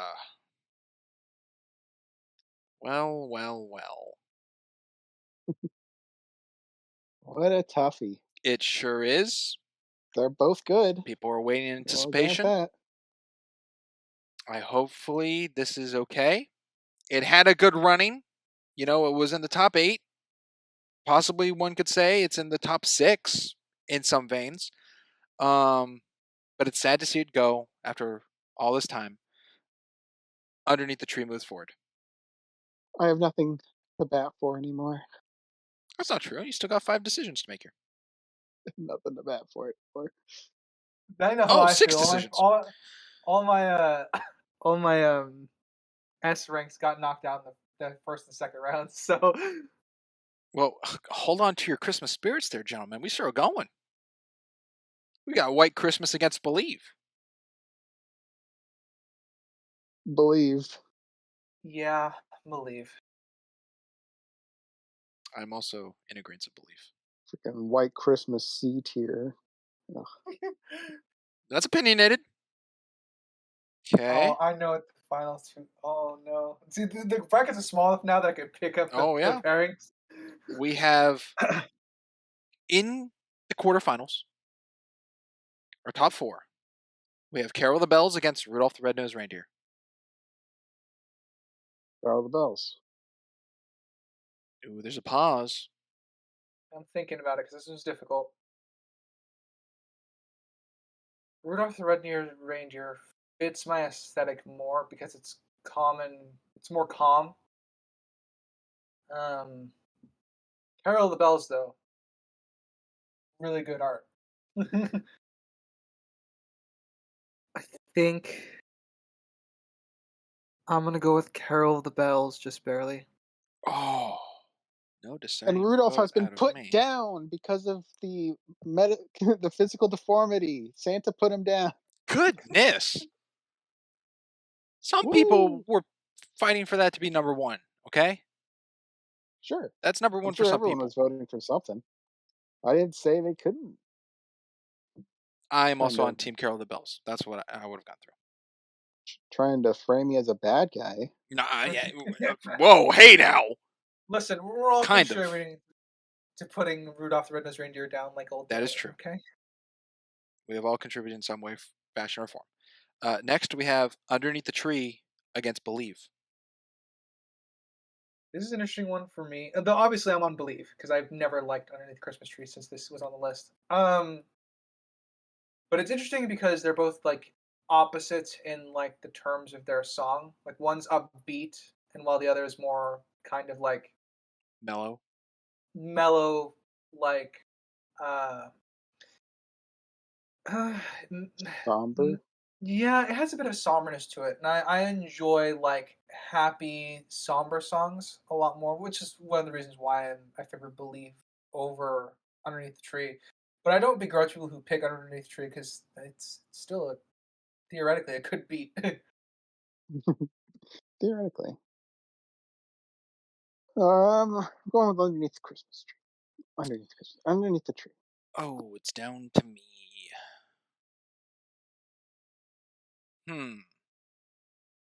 Ooh, Josh Groban against Kelly Clarkson. Both, I think, are only one rendition. So it's a real pitting of the individuality of the songs. Yeah, that's a good point. I haven't actually heard a cover of Under the Tree or Believe. Neither have I don't think. They're both very well written. They're nicely paced. Is it Alan Silvestri that does the music for Polar Express? He sure does. He does the same for 2009 Christmas Carol. Yeah, I saw that. I forgot about that. This is very hard. But I'm going with Underneath the Tree. Went for the beat. And now, Crimson, I have nothing left to bat for. So. And our finals. Carol the Bells against Underneath the Tree. Carol the Bells.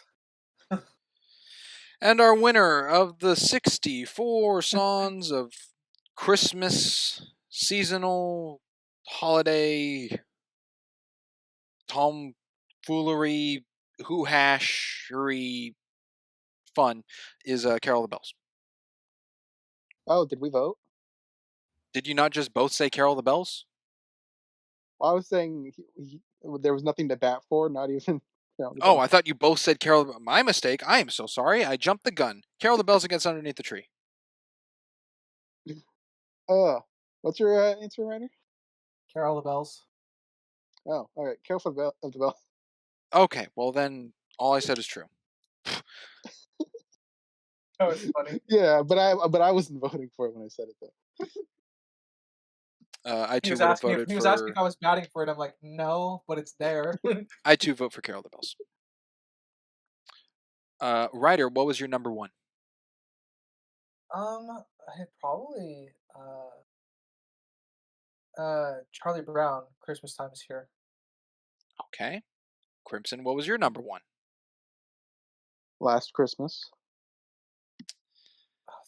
The terrible 80s song. Yes, I know. And lo and behold, a little surprise. My number one was Carol the Bells. Congratulations. Thank you. Which version? My favorite version, I think, is the Arkham Origins Joker theme one. I'm not surprised by that. Trans-Siberian. I'm surprised how far Believe made it. I actually didn't think it would make it that far. It's very good. Me neither. What am I surprised by? I'm surprised how far Rudolph went, actually. I can't believe how far Rudolph I think it was just pitted against other things that weren't as good. Yeah, that's my thing for Rudolph. I think had a weaker schedule, as they say, in terms of the bracket. I mean, Rudolph to me is like the same as Frosty. Ditto. They're both stories about a character through their life, kind of. And Frosty was out real quick. Rudolph works better for me because it's more mellow, but So my top three: Last Christmas, War Is Over, Christmas Vacation. Yeah, you're not gonna believe what fills up my dislike list, Crimson. Those three? Yeah. Let's see. My top three were Charlie Brown, Christmas, Christmas Time's Here. Then it's Winter Wonderland and uh, Let It Snow. My three were Carol of the Bells, 62 A Wonderful Songs, and then Two Front Teeth. 62 wonderful songs, huh? Yeah. I guess that's what he thinks of Two Front Teeth. I guess.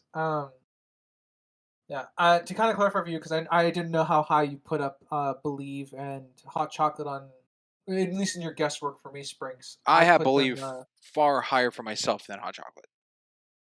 Yeah, no, I was just clarifying for you because I didn't know what your as far as your guesswork for me was before I thought it was going Hot in. Chocolate. Believe beat Hot Chocolate. They're both in my A tier though. So like, if I'm gonna organize my A's from like left to right, Believe would be at the top of A, and then Hot Chocolate would be near the bottom end of A. Okay. Yeah, Believes in A, Hot Chocolate's bottom of B. Well, everyone, how far did your song get? Is there one you were confused about? Was there one you're angry we decided? One you're glad? Are you happy that Carol of the Bells made it to the end? Are you sad that Gremlins lost? I don't know. Are you a Scrooge? Yeah. Are you a Fred? Are you afraid? Weird thing to Are you a pose. Scrooge or are you a Fred? That's funny. That's what we should ask now.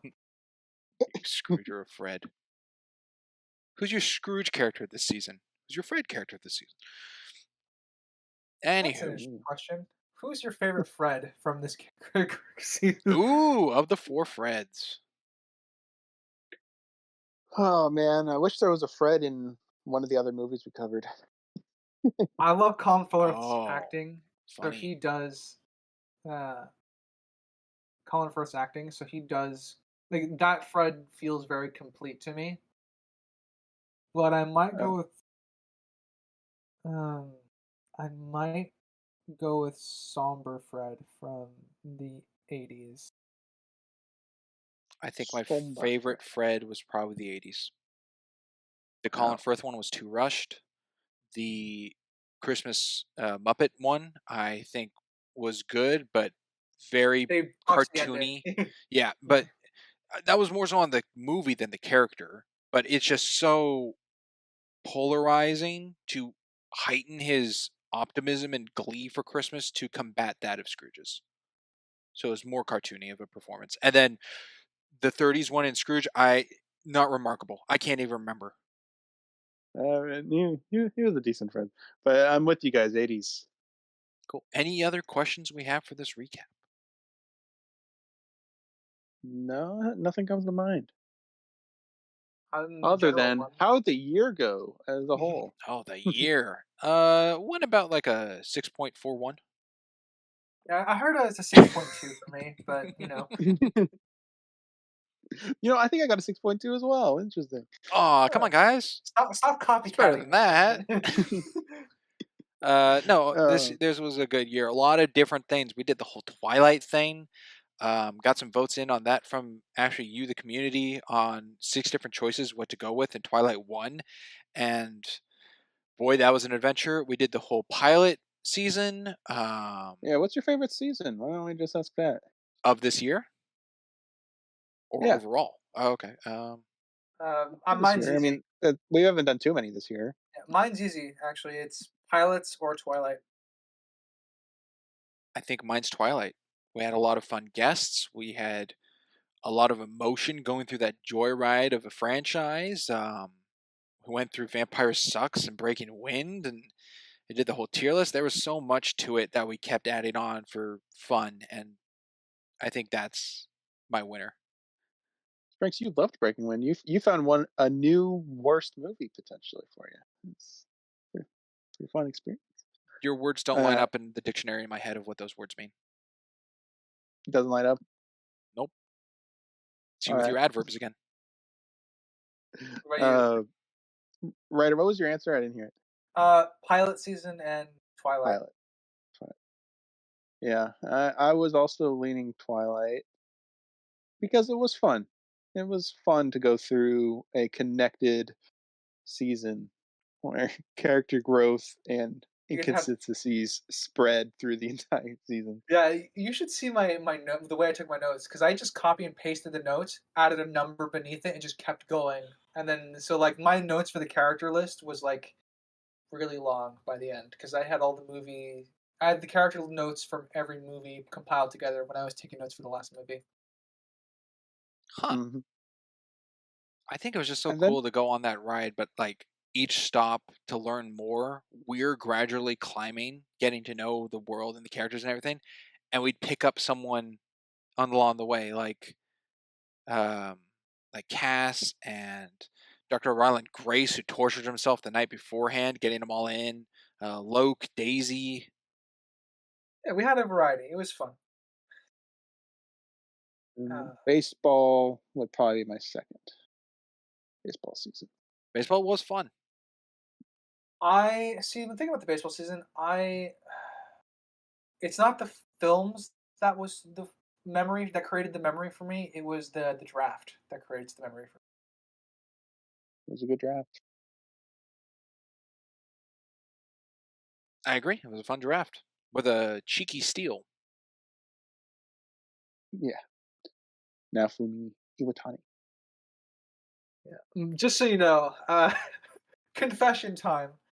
I actually had another character I was going to set up to be stolen in Naofumi's place, and then put Naofumi there to make whoever stole him regret the steal. But I decided not to do that at the last minute. All right. I guess that's it. Anything else before Ryder closes us out? Well, did we already go how the season went? You did with the year, but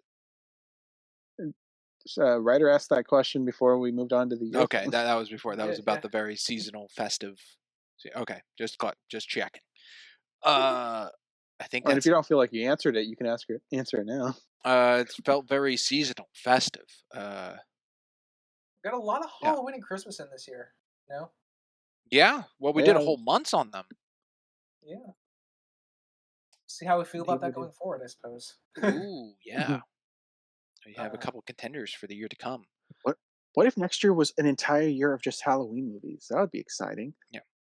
We could find a lot of horror for that. I do actually have one more thing. We put out a community post to let us know about any like favorite memories or something someone said over the year or anything of that. Sad to say, I didn't find any. So maybe next year. Maybe next. Maybe next year. Well then, gentlemen, shall I read us out? I think so. Yes, please. For the last time of 2024. I know. Thank you, audience, for listening, whether it be Spotify, Amazon, CastBox, GoodPods, iHeartRadio, Overcast, Podcast, and Samsung. And if you happen to be on our visual side of things, be it YouTube or Rumble, thank you for listening and watching there, seeing our PNG version slideshow. Feel free to like, comment, subscribe everywhere. Tell us how much you hate our opinions or how much you love them. As always, I've been a Geeky Writer. I'm Crimson Maroon. And I'm Sprinks. And we wish you a Happy New Year. Happy Let everybody. New Year. Bye. Toodeloo.